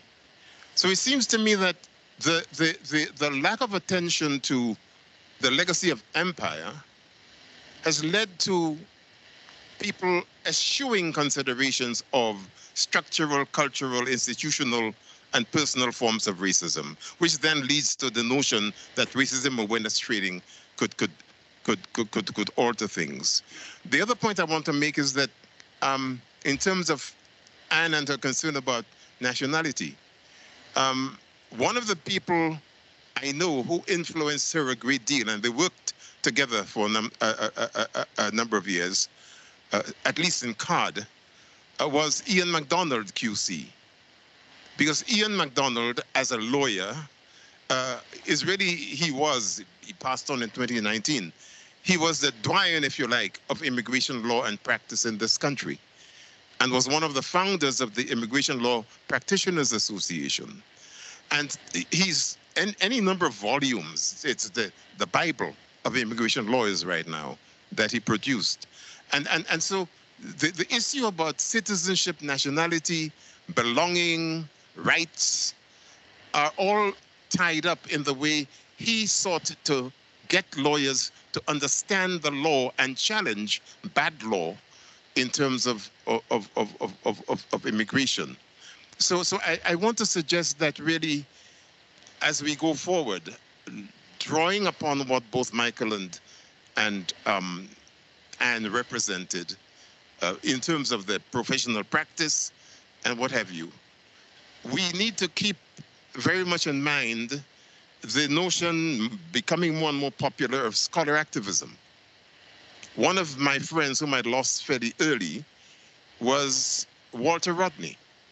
Walter Rodney was a historian, but he was a scholar and an activist. He did more for the working class people of Jamaica than just about anybody else. And his writings have influenced Black resistance struggles across the world. So a more diligent historian you couldn't want to meet. But at the same time, it was a grounded history, and it was a history that both enabled people to look at what they were doing in the context of what had gone before and how that could help them, like the Sankofa bird, determine the future that they had. But thank you all for today. No, thank you for that, Gus. Ian, I don't know if you want to comment on the first bit of that. Why did the post-colonial British elites remain trapped in this legacy of empire? Why weren't they able to break out in any way? Thanks, Miles. And yeah, it was really interesting to hear Gus's comments just now. You know, and this question of Anne's increased interest in the British nationality. My hunch on this is that by looking at British nationality law in the post-war period, you encounter this puzzle of why was post-war British nationality sustained as imperial in the 1948 Act, And then rather than dismantle this imperial citizenship, British policymakers simply passed immigration laws to stop people migrating, but retained imperial citizenship. That's an interesting puzzle that goes to the heart of what was Britain in the post-war period? Was it an imperial commonwealth that needed imperial citizenship as a kind of constitutional pillar?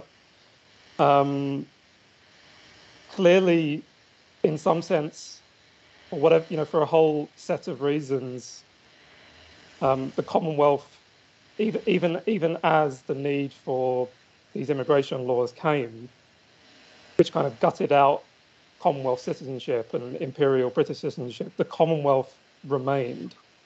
Even after joining the European Union in '73, the Commonwealth remained. So there's a question here about, what was Britain? Was it a Commonwealth power? Obviously the idea that it was a meaningful imperial power becomes increasingly nonsensical. You could say that after the loss of India, and it was obviously seen as a loss, the British Empire was all but over. But I think I can imagine that Anne, clearly she wanted to understand more and more about, this peculiar situation where the British Empire, even the African colonies, are decolonized by '65. So the empire is well and truly over by that time, but you still have a Commonwealth, you still have imperial citizenship, and yet you have these laws, these immigration laws, which have gutted out the substance of the primary form of British citizenship at that time, the citizenship of the United Kingdom and colonies. So there's a peculiar and inherently legal story there. And unfortunately, you'll get more explanation from following the law and its contradictions than you will from the explicit commentary of policymakers, which is befuddled on the question of Britain's status, and whether and that decision of ending the empire and becoming a nation-centric state integrated with Europe is deferred and deferred and deferred. Thank you for that. I saw, I think, two other hands. I saw Tim, Tim first maybe, and then I saw Adrian. Three hands, and then we must finish the questions.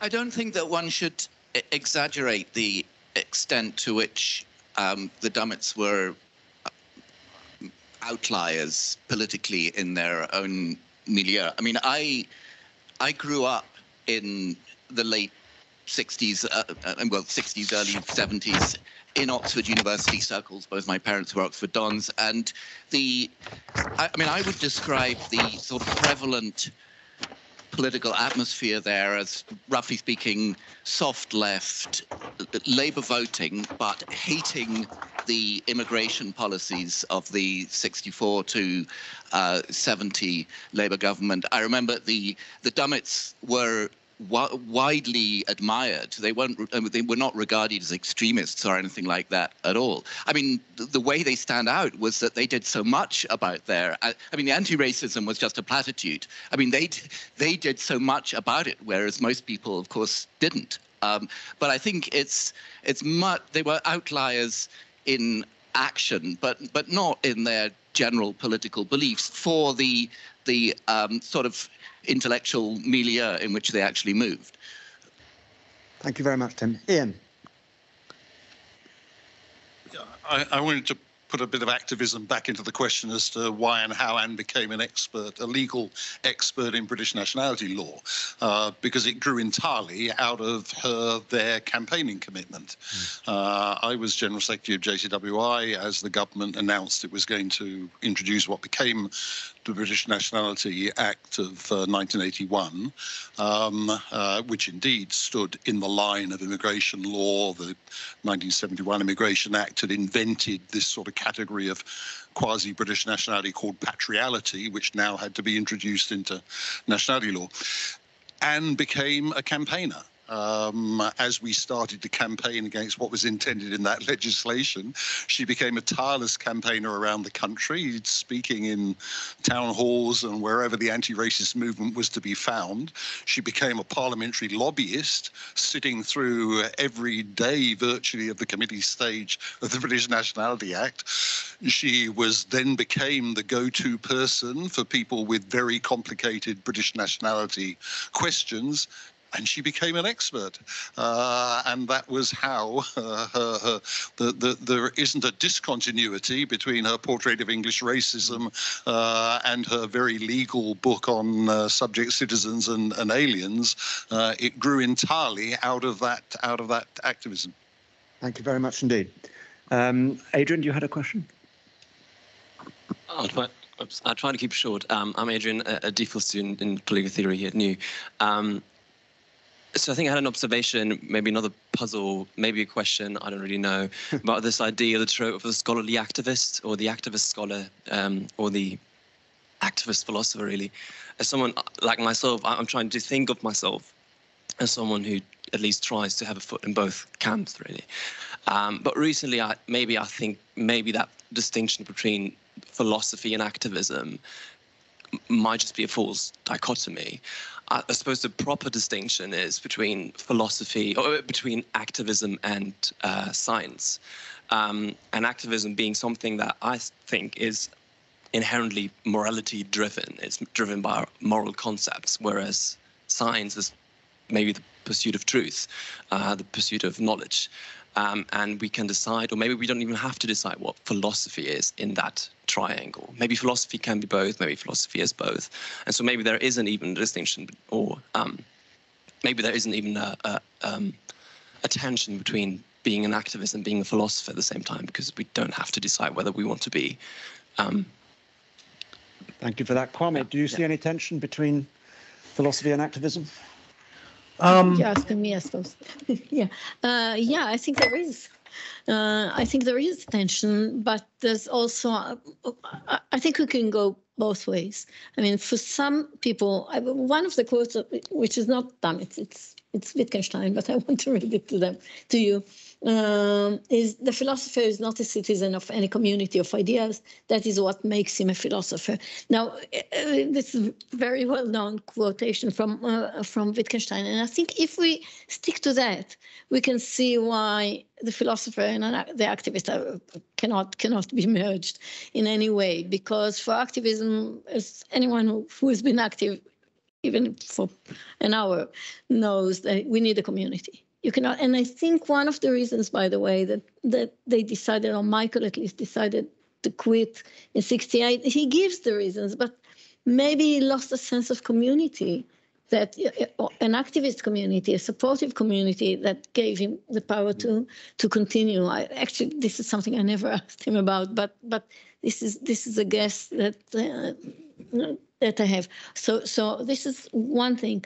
But on the other hand, as I said, I think this is also in reply to Tim, there is this kind of philosophy, the other kind of philosophy, which I support, that doesn't see any difference between, that doesn't agree with Wittgenstein, and that doesn't see any tension at all, but on the contrary. And hence, I think there is a difference between just supporting, my leftist views, or even less my leftist views, than just being there, in the flesh. And another thing that I'm now not quoting, but Anne, when she writes about Michael and his activism, she emphasizes the fact that it was in the body. I remember that she uses this phrase.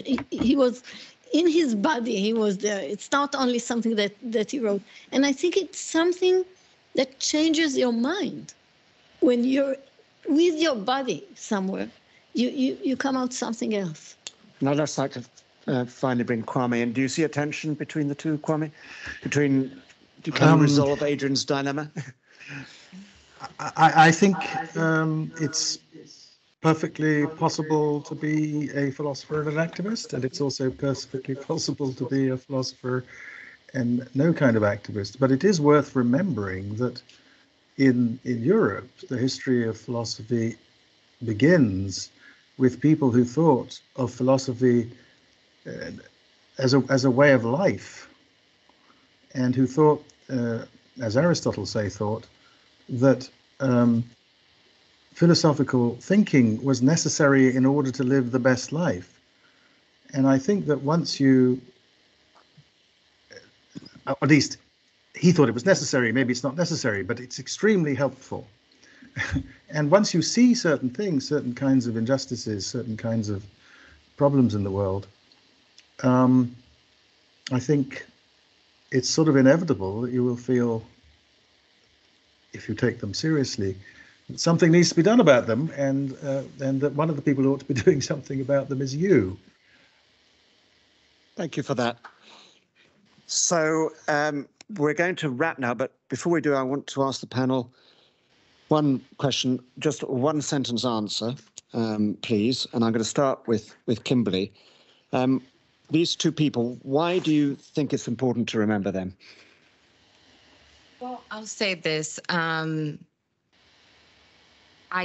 think of Anne and Michael together every time I think of Karl Marx's quote. Philosophers have so far interpreted the world. The point is to change it. Thank you very much. Well done. Well, that finishes it. So it's actually true. But I'll say something else. First of all, it's the fact that they acted as a couple. I think they completed each other and they supported each other. And I don't think it's a coincidence that they died together, more or less.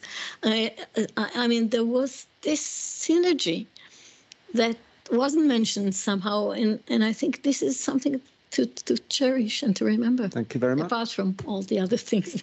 Fantastic. Kwame?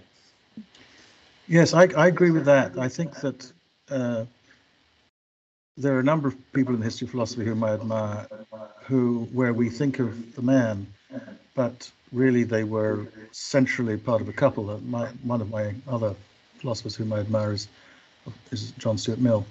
And he and Harriet Taylor really were thinking together about issues of feminism and liberty.